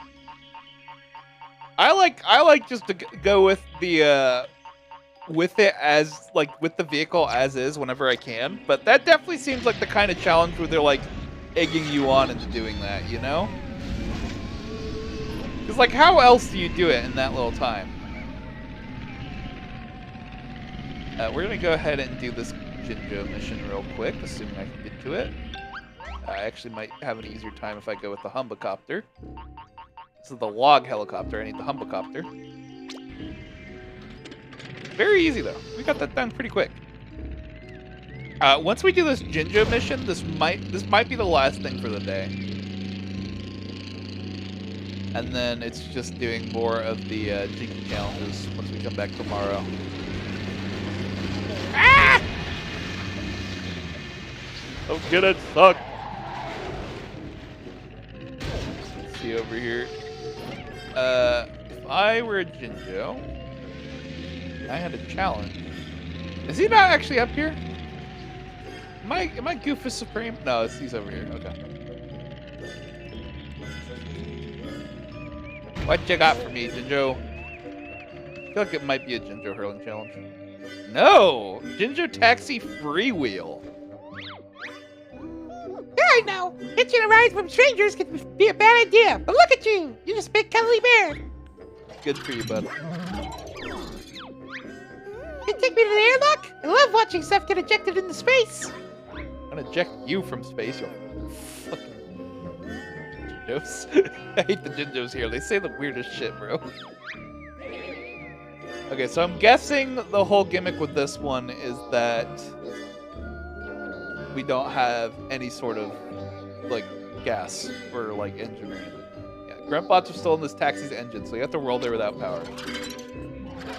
Easy. Remember the BK Banjo-Tooie? There'll be a paper vehicle with that one. See, that just sounds cool. I wish I would have, like, known that like, they were doing that when I was a kid. Okay, this might get a little hairy. It's already gotten hairy! Oh, no! Ouch. Okay. Ooh! Okay! Okay! We're just gonna go ahead and fix that. I'm gonna bring this over here. Like so. Like that. Oh wait, it's freewheel, that's right.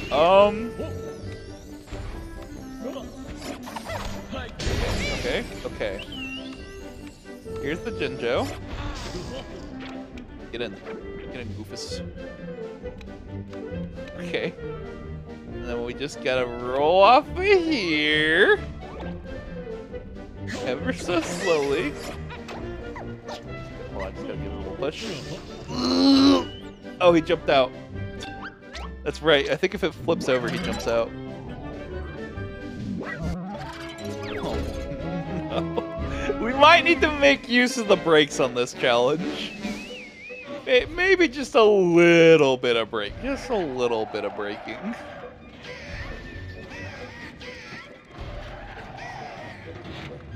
Okay. Okay.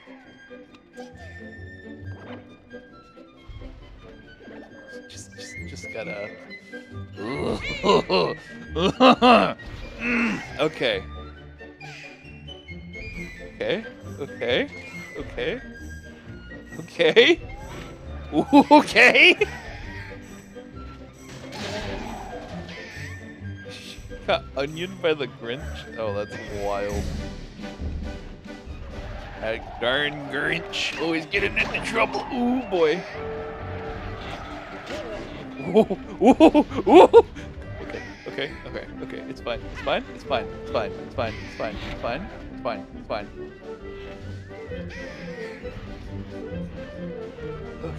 Okay. We're going? Okay, we can kind of just let it roll. It's wide enough now. It's wide. We got plenty of space. Woo. Got a little more. Okay, we're not gonna work quite yet. Okay, perfect. Easy. I'm so good at video games. We came in now. We are indeed. You're here already? Awesomeness! Thanks for not turning out to be a maniac and ditching me somewhere. God, I wish I could.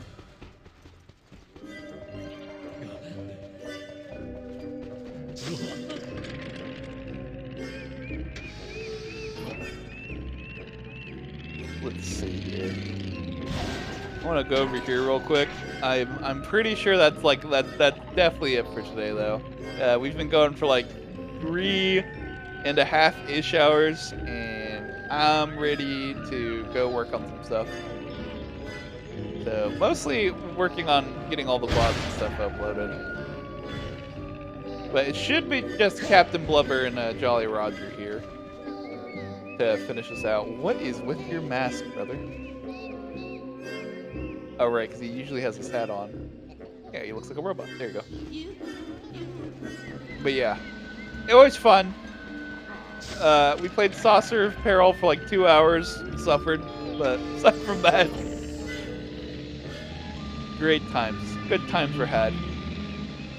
Thank y'all for stopping by and watching Big Chillin'.